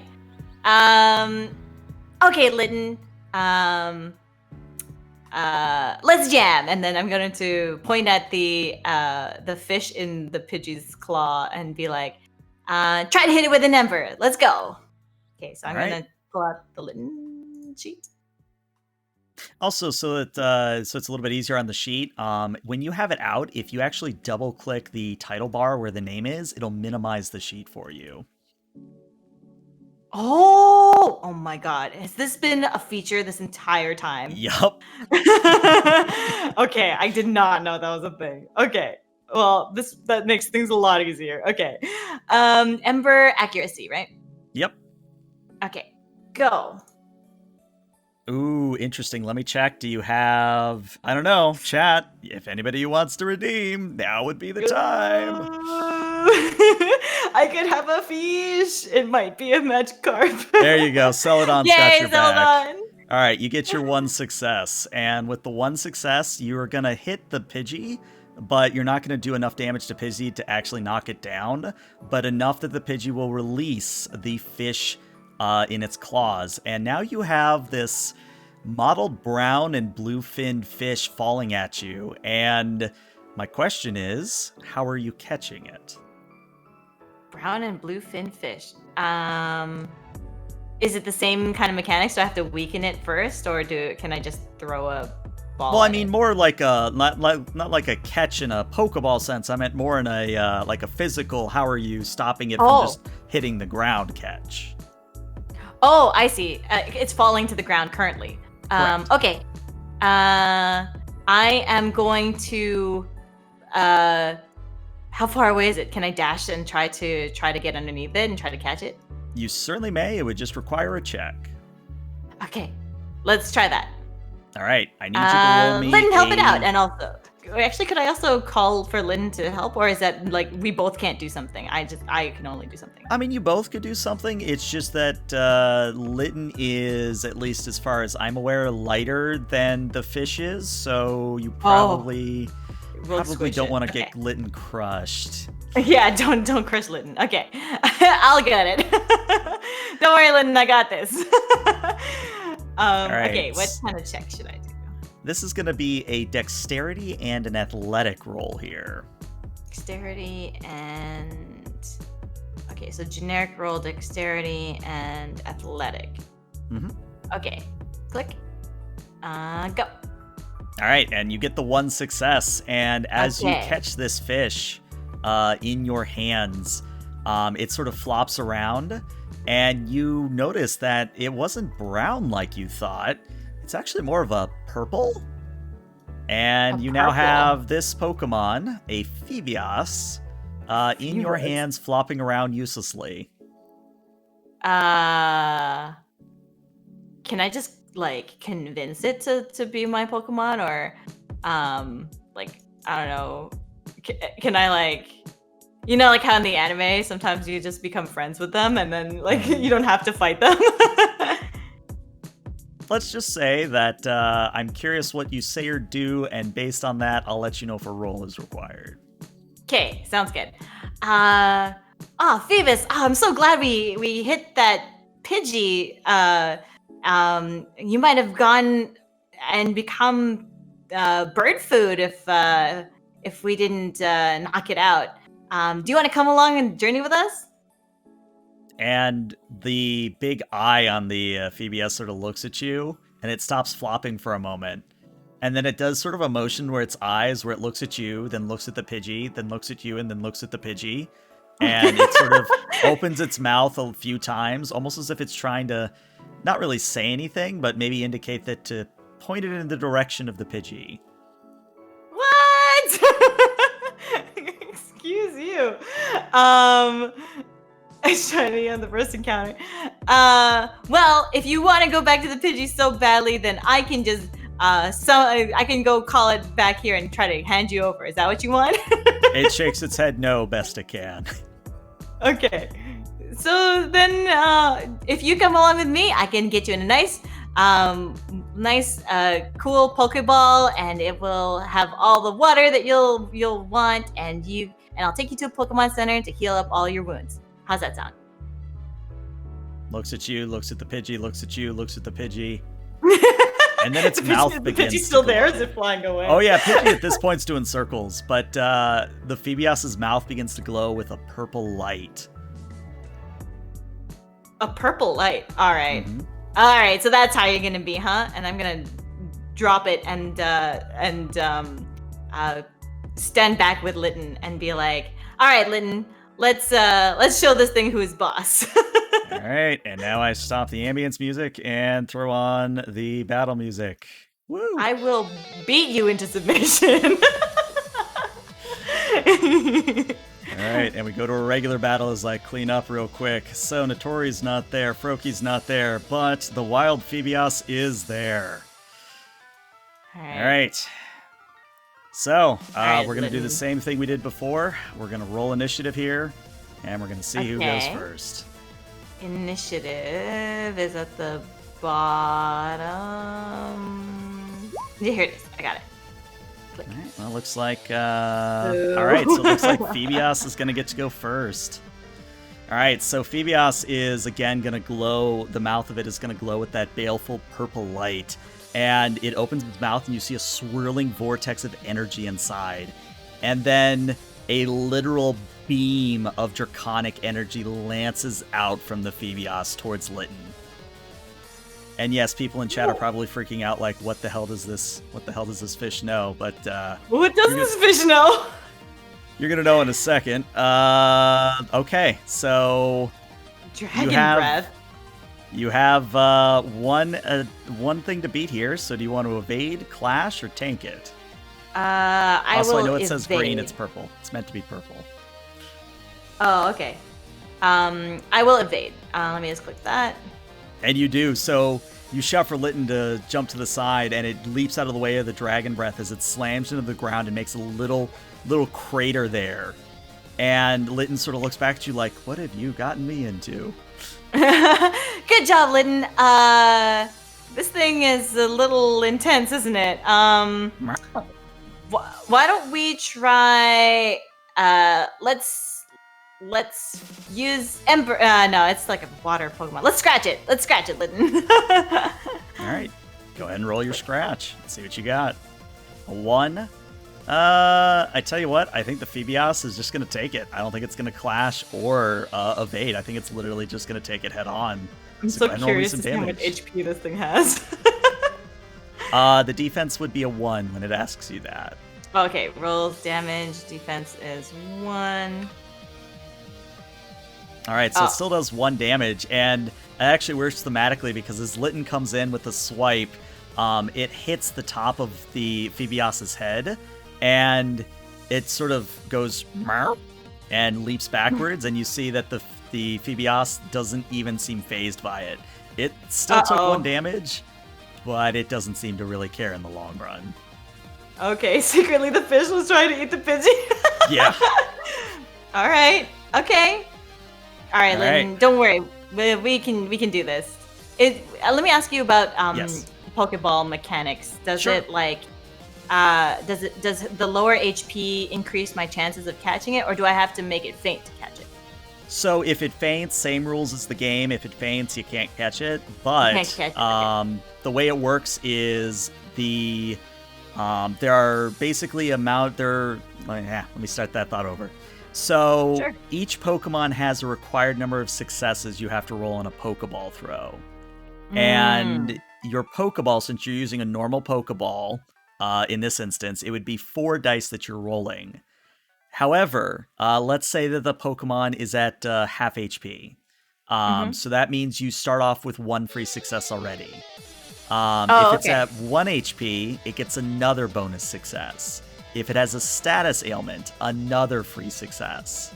I see. Okay, so I need to get 4 total successes Correct. in order for the Pokeball to work, and Correct.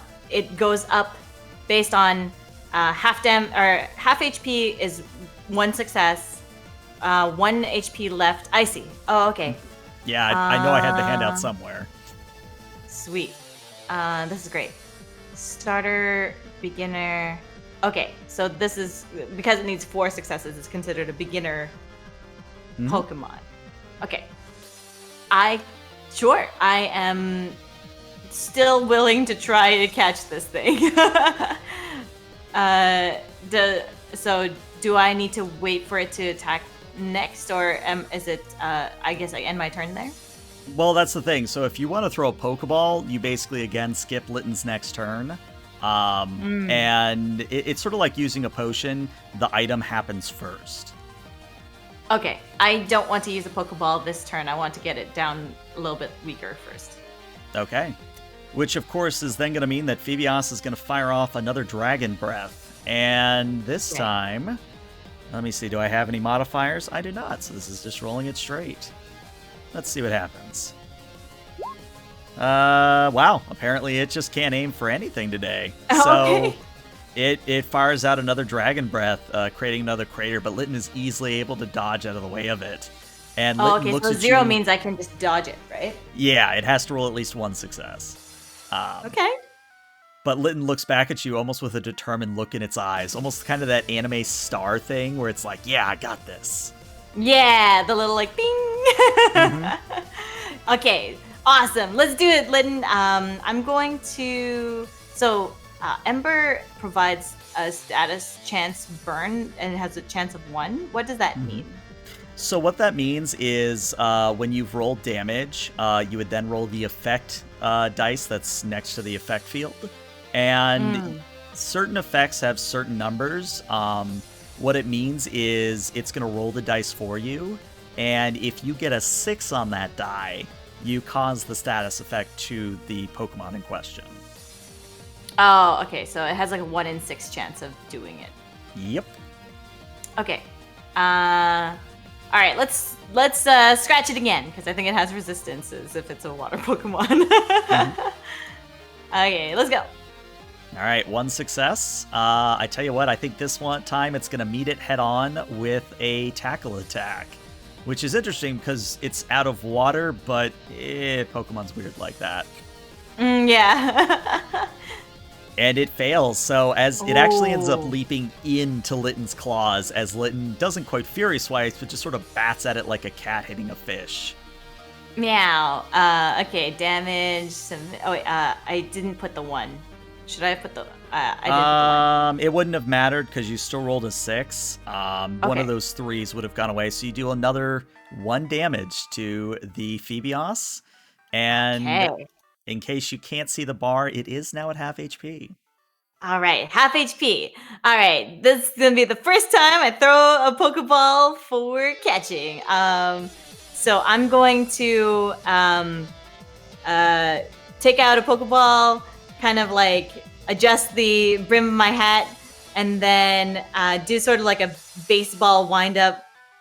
And I'm going to throw the Pokeball at the Phoebios. All right, so on your trainer sheet, there should be a Pokeball button, and it is right below where your defense is. So it's the same, status of like a regular sheet. Yeah, and you would hit the catch button. Okay. No modifiers, right? Okay. No, well, 1 modifier because it's at half. Oh, 1 modifier. 1. All right, so unfortunately, when you throw this Pokeball out, it goes over, hits the Phoebios, catches it inside, wiggles only once, and then the Pokeball explodes and lets Phoebios back out. So do subtract one Pokeball away. 1 Pokeball away. Okay, so 4 Pokeballs. Wait, so they're one-time use. You can't pick them up again. Correct. Yeah, the moment. Okay, just like the game. Just like the game, exactly. Okay. So I think this time, Phoebios is going to maybe not use Dragon Breath again. I think it's going to attempt to flop around and use the momentum to slam into Litton with a tackle. So let's see how it does. It actually rolls 1 success. So evade, clash, or taking it head on. I'm going to clash this time. Good choice. Okay. Click. Yeah, so I think unfortunately with only 0 successes, you shout out for Litton to counter with a scratch, and almost a reversal happens where this time Phoebios is too quick for Litton and slams into it, dealing, you have 1 defense, I think, yeah? Yeah. Dealing 2 health of damage to Litten. Oh. Okay. So Litten is at 1 HP right now. What would you like to do? If I throw a Pokeball, it's going to get another opportunity to attack if I don't catch it, right? Correct. Oh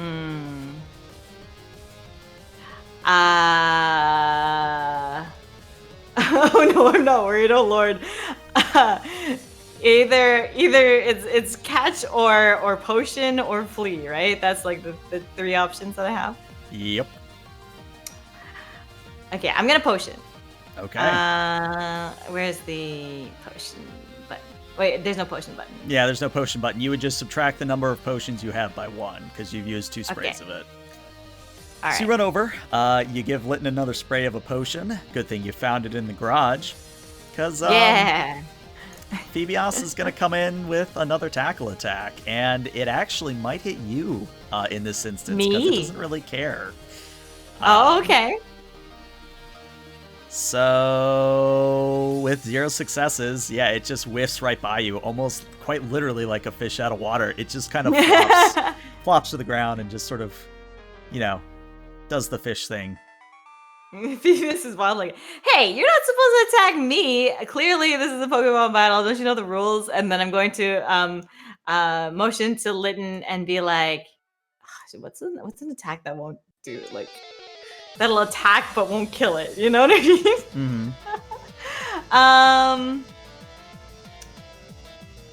All right. Let's try scratching it one more time.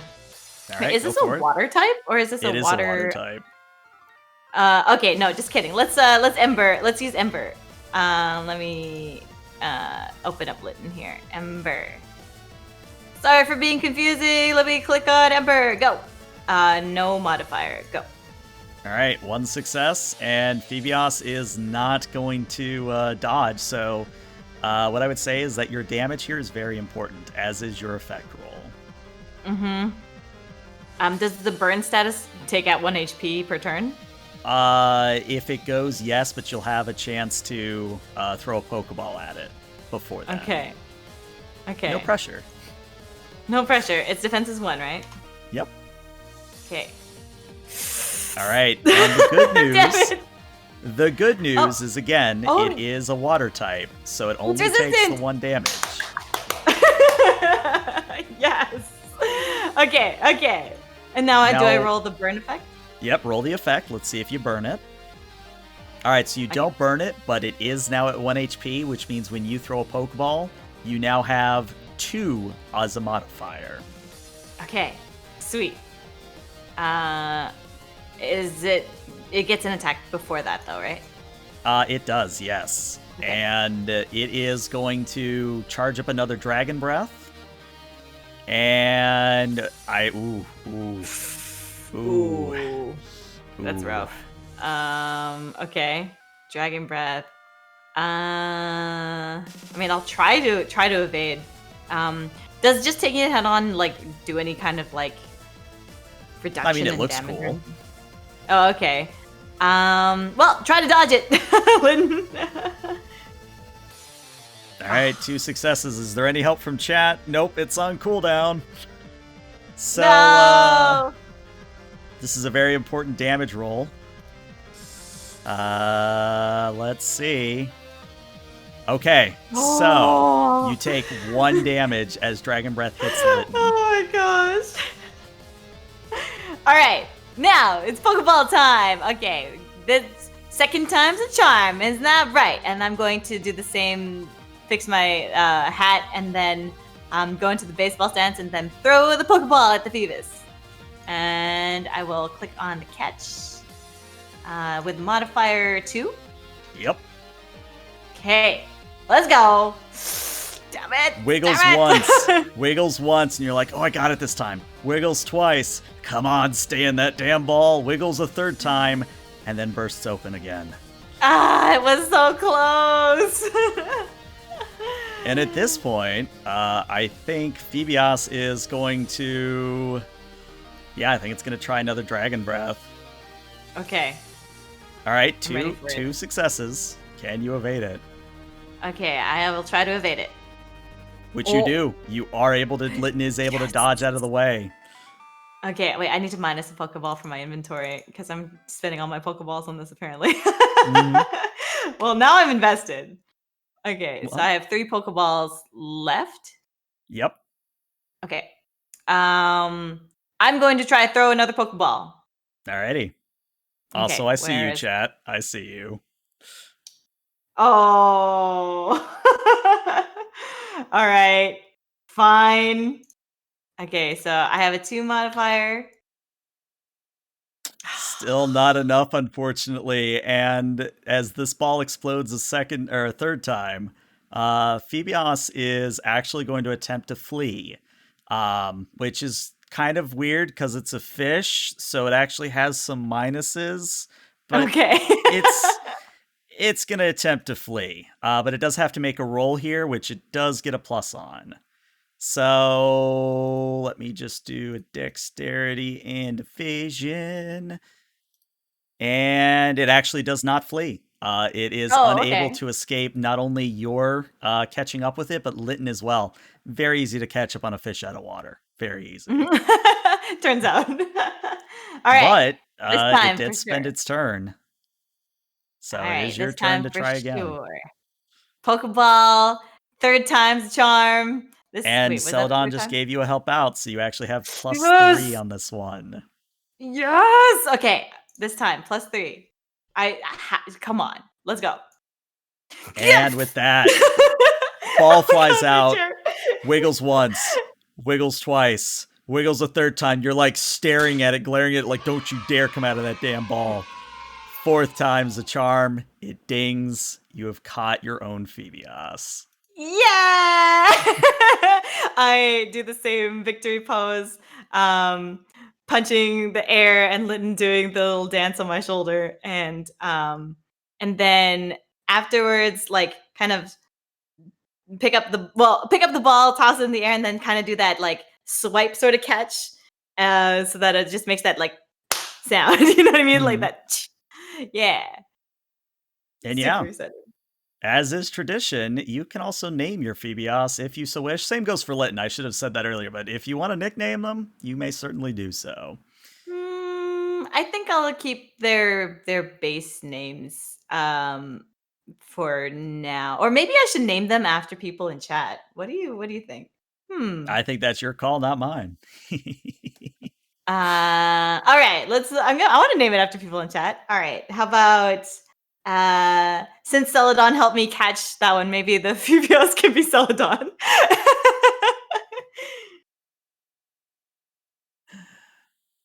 Okay, I just Celadon appears to be happy with that. So yay! Okay, here. Let me try. Where do I name it somewhere? let me do it. So if you want it to be Celadon, Celadon. There you go. It should now be updated. Okay. For Litten, I've been calling it Litten this whole time, so maybe we'll just keep it Litten, and then when it evolves into Incineroar, maybe I'll nickname it when it gets to the Incineroar part, if we get to the name raider. Well, that's the thing, is that you don't have to worry about finding the name raider. You can just do that wherever. Okay. Well, maybe when it evolves, then I'll but for now, you can just stay Litten the kitten. So okay. yeah. Yeah. Let me see. Yeah, so the character sheet should now be open to you completely. You should be able to see its moves. You should be able to see its stats. I see And it. I would recommend taking a moment to look that over before continuing. Sure. So it has 1 HP right now. Both my Pokemon are kind of wrecked right now. I wonder if I should, like,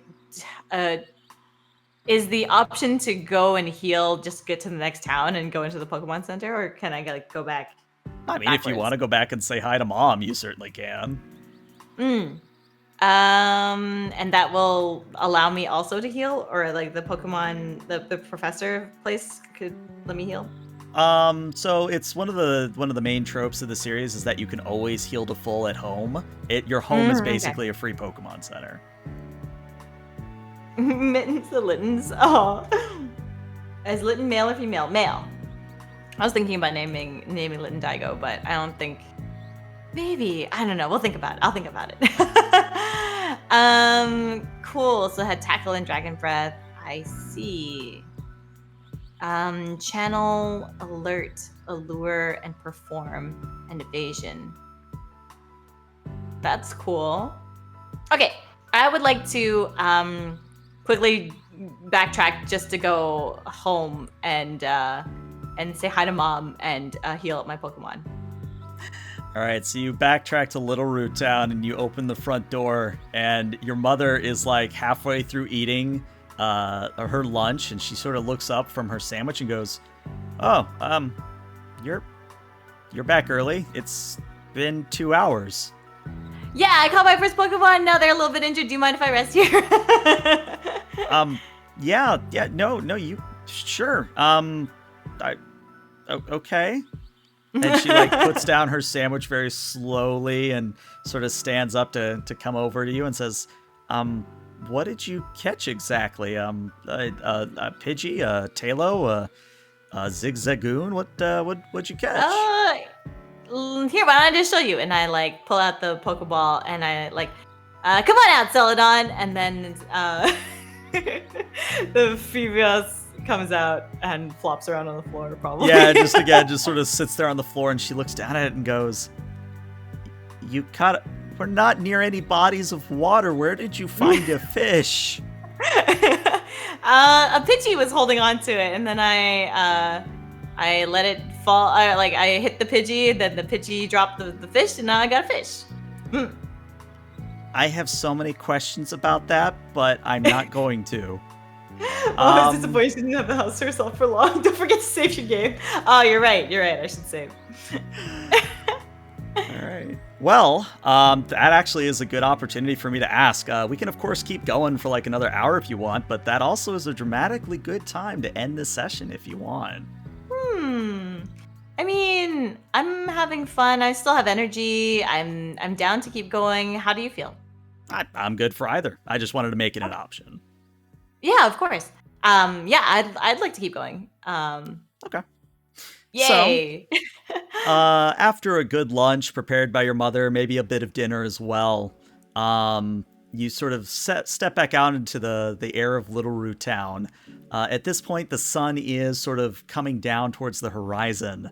You probably could make it to Oldale if you like went straight there and you didn't encounter any other Pokemon or trainers along the way. But you could conceivably make it to Oldale, no problem. All right, let's give it a shot. And if I recall correctly from the anime or the TV show, they like Pokemon centers act also as inns. They do indeed. Okay, yes, I will go straight shot towards Oldale Town. Okay.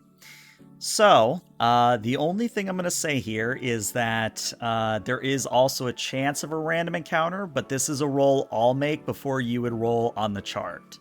Okay. So let me go ahead and roll. Yeah, with a 9, you're fine.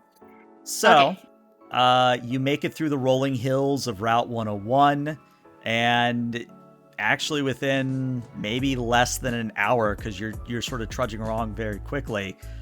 You arrive in Oldale Town. And Oldale Town is a little bit bigger than Little Root. It actually has multiple buildings. It has 2 houses. It has a Pokemon Center. It has a Pokemart. And it has a few people milling about in the open sort of flower marked square. But you also see that the Pokemon Center is all lit up for the evening. There's people coming and going from the center. And in general, you have the run of the town for the moment. Okay, I'm going to approach the people in the center of the town. I think Litten would still be out of the Pokeball and either sitting on my shoulder or falling behind me. And I'm just going to kind of like walk up to the first friendly face I see. Okay. So you actually wind up walking up to a older gentleman. And when I say older gentleman, I mean like almost grandpa levels old. Has a cane, sort of bent over, maybe has like a Santa Claus beard. And as you approach, he actually turns to look at you and goes, "Oh, Hello there. It's quite the Pokemon you have there. And he points with his cane at the Litten. Aw, thank you. I'm pretty new. I came from Little Root Town, and I just started my Pokemon journey. I was wondering if you could tell me. Oh yeah. Say no more. I know exactly what I need to show you. Hold on, I have something here. And he pats his belt and he pulls out a Pokeball. I need to show you how to catch a Pokemon. I was gonna say, is this the guy who teaches me how to catch a Pokemon? It is. That's amazing. Sure. I mean, I just caught one, but I caught an additional one, so I have 2 Pokemon now. But I would love to see to learn from the master. Let's do it. Well, if you've already caught one, and he looks a little bit downtrodden, he's that sort of pathetic old man sad, which maybe tugs at your heartstrings a little bit. I mean, it was a really tough time. Not gonna lie, my Litten almost fainted. It tried to attack me. I think I could use some pointers if you don't mind teaching me. Sure. Let's go back to Route 101. And, again, old man with cane takes a little bit to get there. Yeah. And follow behind him. as you go back to Route 101, he walks up towards a Zigzagoon.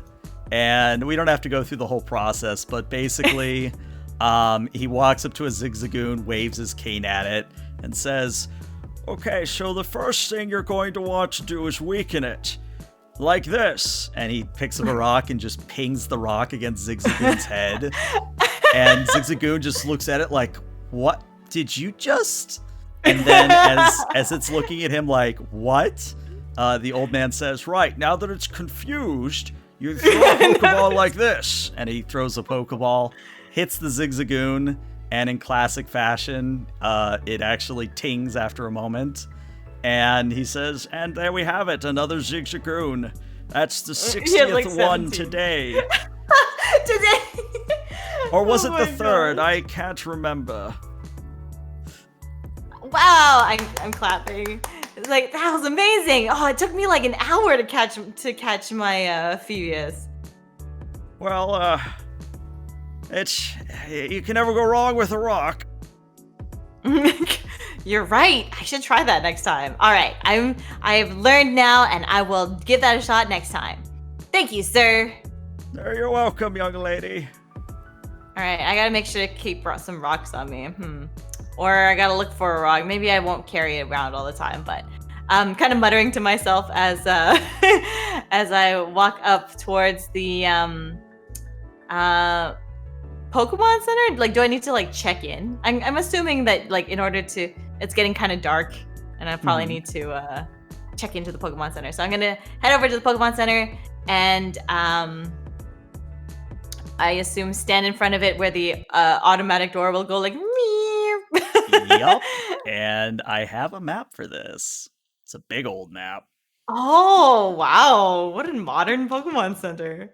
Modern indeed. And not only does it look to be a multi-tiered affair where there's a large front desk where Nurse Joy is taking people's Pokemon, running it against the machine. She's being helped by a Blissey. The upstairs seems to be an area where the trainers are congregating. You see trainers of all type. You see mountain climbers. You see young children, younger than you, playing with their Pokemon. You see a few brooding types in the corners, just sort of keeping to themselves. But in general, you have pretty much free reign of the Pokemon Center to do with as you wish. The only thing I would say is that in order to sleep here, all you have to do is just go tell Nurse Joy, "Hey, I'm taking so-and-so bed," kind of a thing. Oh, okay, sure. Okay, so in the awkward lesbian fashion that I am, I will walk up to Nurse Joy. Do I know all this, or is this I know this as me, but does Yuma in the game know all that stuff, or does she I think need it's the common explanation? knowledge, and Okay. even if it wasn't, your Pokedex probably could have filled you in very quickly. Right.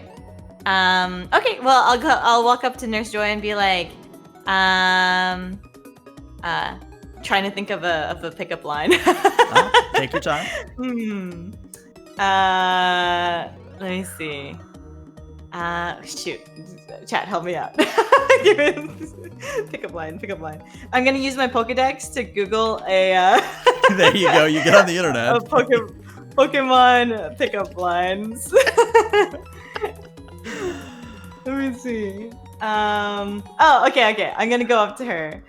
The first one that I see. I'm going to lean against the counter and be like, hello. Are you a Pikachu? Because you are shockingly beautiful. The GM takes 5 psychic damage as he processes that. Roll me a cute and a perform. A cute and a perform. Okay, so the generic roll, cute and social perform roll. Well, with 0 successes, Nurse Joy takes it in stride and says, "Oh, honey, bless your heart. I'm taken already, but I am flattered." Aw, well, I'll like do a little snap and then be like, well, you can't blame the girl for trying.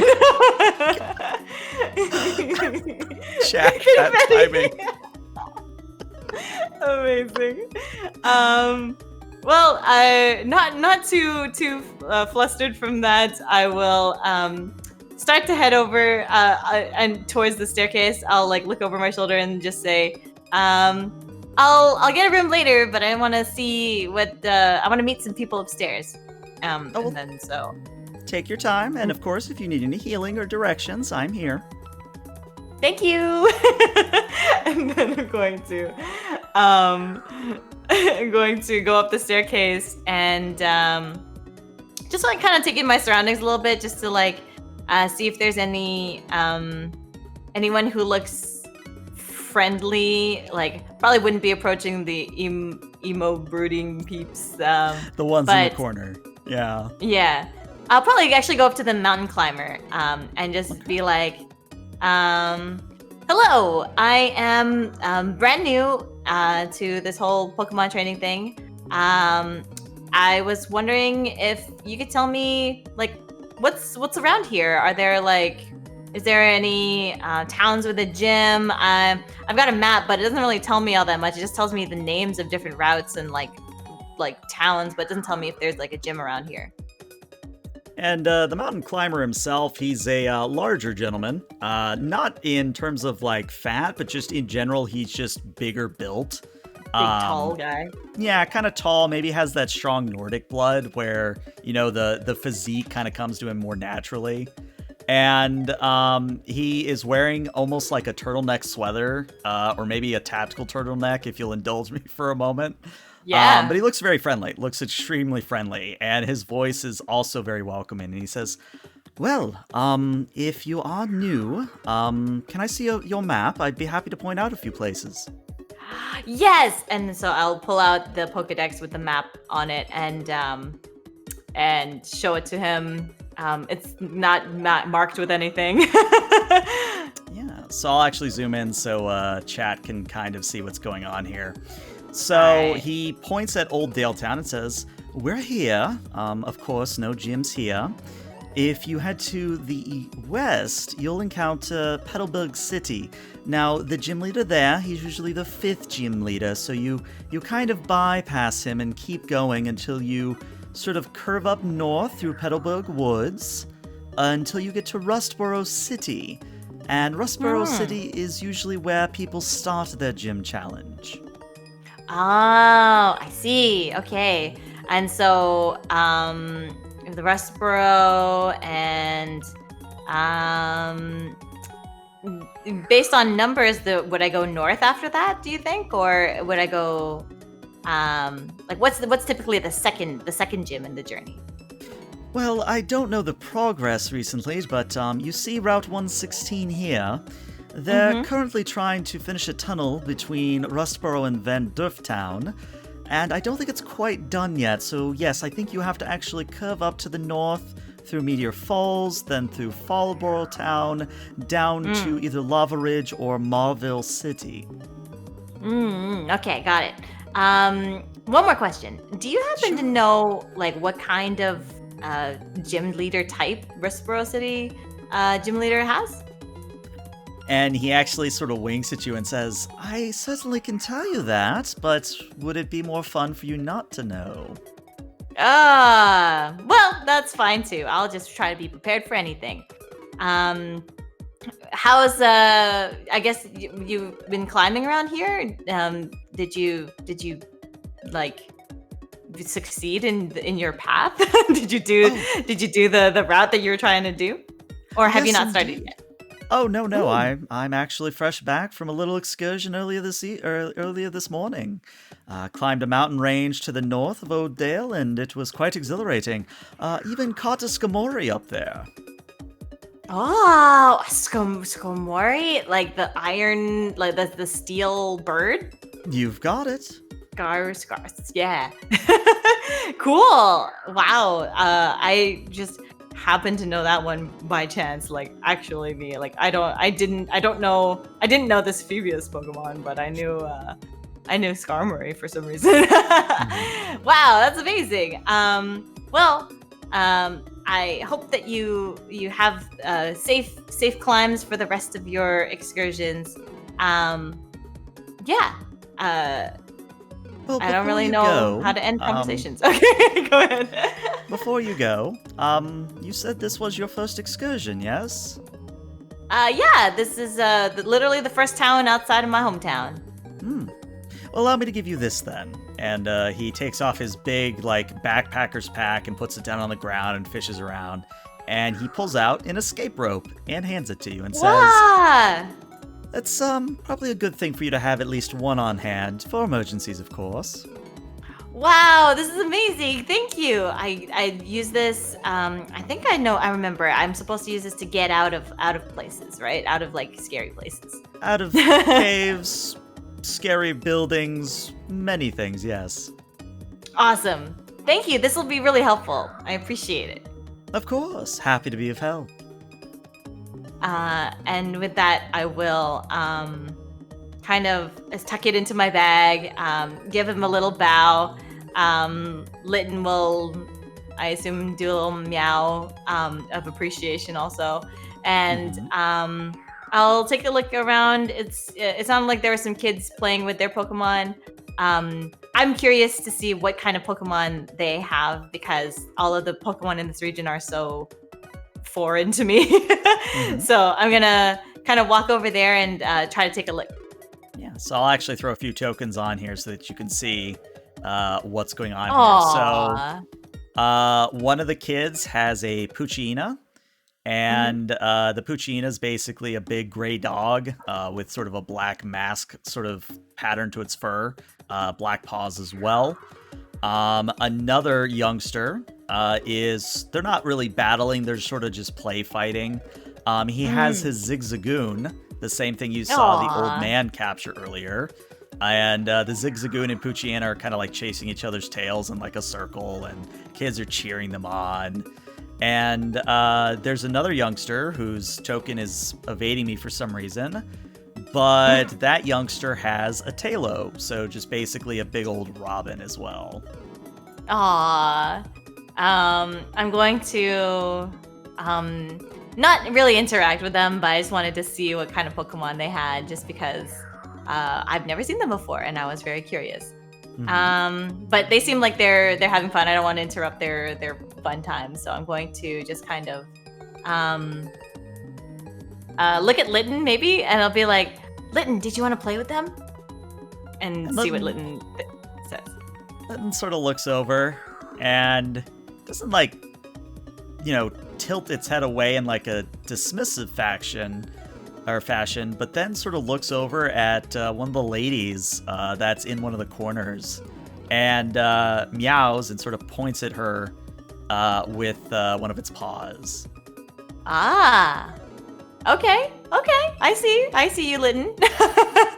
I'm going to head over towards the last. Looks over, looks at you, looks at them, knocks six bottles off the counter. As one does. Yeah, and I will kind of give her a little like hat tilt and be like, "Hello there. I'm a brand new Pokemon trainer. I was wondering if you could, tell me a little bit about the area."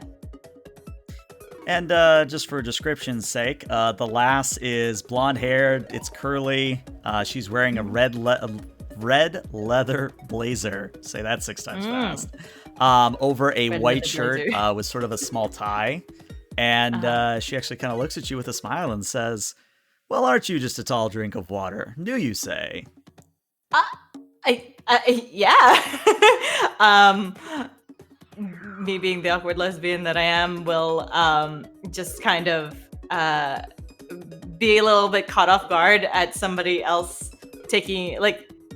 showing any interest, because so far the ladies, I've gone 0 for 2. And just be like, thank you. Speaking of water, I just caught a fish Pokemon. Kind of funny, huh? It's there's not even a body of water around here. I think there's actually a body of water to the northeast, but still, that is interesting. What sort of water Pokemon? What sort of fish did you catch? It's the Phoebius. It's name Celadon. I'm gonna bring it out. I'm gonna show off Celadon. And actually, as you show it off, not only does this girl, her eyes sort of widen, she goes, "Ooh." But you actually sort of notice that you're drawing stares from a lot of the trainers in the room. And before it gets like super awkward and you're like feeling down or like that you're being pressured, the lass says, "Oh wow, you found a shiny one." A shiny one? Yeah, they're usually like brown and blue. This is purple and blue. Whoa! Really? That's crazy. Celadon, you're a shiny purple Phoebius. I'm going to kind of lean down a little bit and pick it up so that it's not just flopping around on the ground, and kind of nuzzle it with my cheek and be like, "Good job, you were born." I was gonna say, let me check its nature real quick. I forget which nature I made it. Let me see. I actually didn't check either. It is a lonely nature, so I think it's just going to accept the cuddling and just sort of not flop against you, but it'll move a little bit. Oh, lonely nature, Celadon. Okay. Yeah, and so I will look over and be like, "Oh yeah, I just came from Little Root Town, and just a Pidgey happened to fly by that was carrying this little Celadon here, and I decided to save her from the clutches of that birdo." Well, sorry, not often you see shinies. So you said you were new. Do you know how to evolve this Pokemon? Evolve? No. Do I level it? Do I trade it? Can you tell me more? I'd be happy to tell you more. Let's take a seat over here, though. And she sort of motions at one of the many couches and chairs on the second floor. Okay. I will follow over. I guess, do they need water to live? Maybe I look down at it and I just like kind of ask it, "Do you want to go back in your Pokeball? Do you want?" And it nods with its eyes, like, yes. Okay. Yes, please take me away from this misery. It's nice that it's also a female gender. I just noticed that too. Nature lonely. Yeah, so I will recall it back to its Pokeball. Please help, I'm dying. And then I will kind of take a seat. If it's a corner seat, then I'll take the seat like kind of interview across. You know what I mean? No, I get what you mean. So Yeah, once you perpendicular. sit down, the lass says, "My manners, of course. I'm Tiana. Nice to meet you. Tiana, my name's Yuma. Nice to meet you. And, yes, evolving that Phoebios. So, the Phoebios, if I remember my studies correctly, it evolves a little bit differently than other Pokemon. Like normally a Pokemon would evolve through battle experience or some form of a stone. Phoebios are a little bit different. They actually evolve when you sort of make them the most beautiful that you can. Are you familiar at all with Pokemon contests? Actually, I've seen a couple on TV, but aside from how pretty they are, I don't really know much else than that. Well, if you are interested in that sort of thing, you probably want to go to Mauville City and acquire a berry crusher where you can make basically special food for your Pokemon that will raise its beauty. To be a little bit meta there. Whoa! Oh, I also realized I wasn't hosting you, so I'm going to host you now. I'm sorry. No, you're fine. Wow, that's crazy. So, give it a nice, good diet, like some crushed berries, and it'll get all shinier and prettier and she'll get all shinier and prettier than she was before? Yes, and when she feels like the prettiest girl in all of the ball, she'll evolve into a melodic. A melodic? Oh, I don't know think what it's that actually- looks like at all. Hold on, let me pull up a picture real quick. Right, shiny variant. One moment. Also, that one moment is because me as GM, I'm trying to find what I did with the stupid handout. Oh, wow, that's crazy. The first Pokemon I caught was a shiny. That's crazy. Well, yeah. So to give you a peek behind the screen, you rolled for the shiny encounter, and the D2 was to determine whether it was a Magikarp or if it was a Phoebios. Incoming transmission. Oh, cool. All right. So Boy, here the Wi-Fi in is this Pokemon sure is crappy. here is Wow. what she shows you. And And Tiana this says, is the shiny variant. Yeah, that is the shiny variant. So Tiana sort of shows you this picture and goes, it is, it's actually a very well sought after Pokemon. I mean, to say I'm jealous is a bit of an understatement. Not only did you find such a thing like this, but you found a shiny one. It's unheard of. Wow, that's crazy. I must have gotten really, really lucky. I'm going to like kind of look at the Pokeball and just be like, kind of like rub it against my cheek and be like, yay! I'm super glad that I can't believe that Pidgey just flew by with the shiny Pokemon in its claws. I'm glad that I happened to be looking up at the time. Well, as you'll find out on your journey, many strange things happen when you're a Pokemon trainer. I've sort of learned just to accept them as they come. For sure. Yeah, I mean, strange things have already happened to me, and I'm like, just started this morning. I mean, I would love to, you seem to know a lot about Pokemon and about the Pokemon in this area.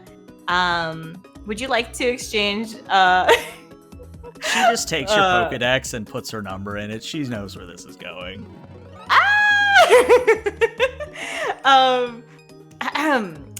Regaining my composure and trying to be less giddy, I will just smile and like kind of give her a little wink. Successful lesbian.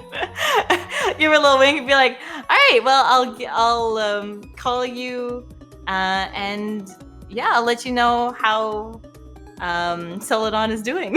We'll see. When she evolves, I'll let you know. I'll call you up so we can meet up again, so we can so you can see her. Yeah. Before you go though, do you know where you're headed next? Yeah, and then I'm gonna pull out the map part of my Pokedex, and then kind of point to Route 102 and just be like, okay, I was talking to the mountain climber over there, and it looks like this is kind of where he suggested I go, kind of like go past Petalburg and into the woods, and then try to tackle the Rustboro City Gym. Oh. Well, then you will see more of me in your very new future, because I actually hang out on Route 102 to test all the new trainers that come on through. Oh, really? Wow. Maybe, well, I'm going to be staying here tonight, but maybe we'll get to battle then tomorrow. Indeed, I look forward to it greatly. Ooh. Okay, with kind of like a bit of a flustered look, I'm going to nod and slowly back away because I don't know how to end conversations, apparently. And just be like, all right, well, maybe I'll see you tomorrow. I'm gonna head downstairs and get ready for bed. And as you awkwardly leave the conversation, she sort of giggles after you. And Chad's got it right. I should go at the Shepherd playbook. There you go. But yeah, I think that actually is the best time to end, because moving forward into the next few days, it's going to be a lot of battling or a lot of adventuring. So Awesome. Maybe it's best that we don't start that now and have to cut it off like halfway through. Sure. Yeah, sounds great. Awesome. All right. Well, I mean, what did you think? That was first session Oh my with God, that was so Pokeball. That was like super fun. I was like not sure what to expect when going into this. I mean, I know how your games go, but I wasn't sure how like the Pokemon system would work, and I didn't know if I had to do more research beforehand. But it was actually a lot more intuitive than I would have expected. So it was super cool. I had a lot of fun personally. What did you all think, chat? Yeah, it sounds like chat from what I'm seeing already. They were having fun with it, which is what's important as well. And yeah, let me see if I have any redeems I got to catch up on. No, I think we're actually caught up on redeems. Cool. Nope, there we go. Confetti. There we Yay! go. Excellent. Confetti! Yeah, this was super great. I'm really excited for next week. Wonderful. All right, so this is where I'm going to end the YouTube recording, but Twitch, stick around because we're going to find somebody to raid. But YouTube, we'll see you later.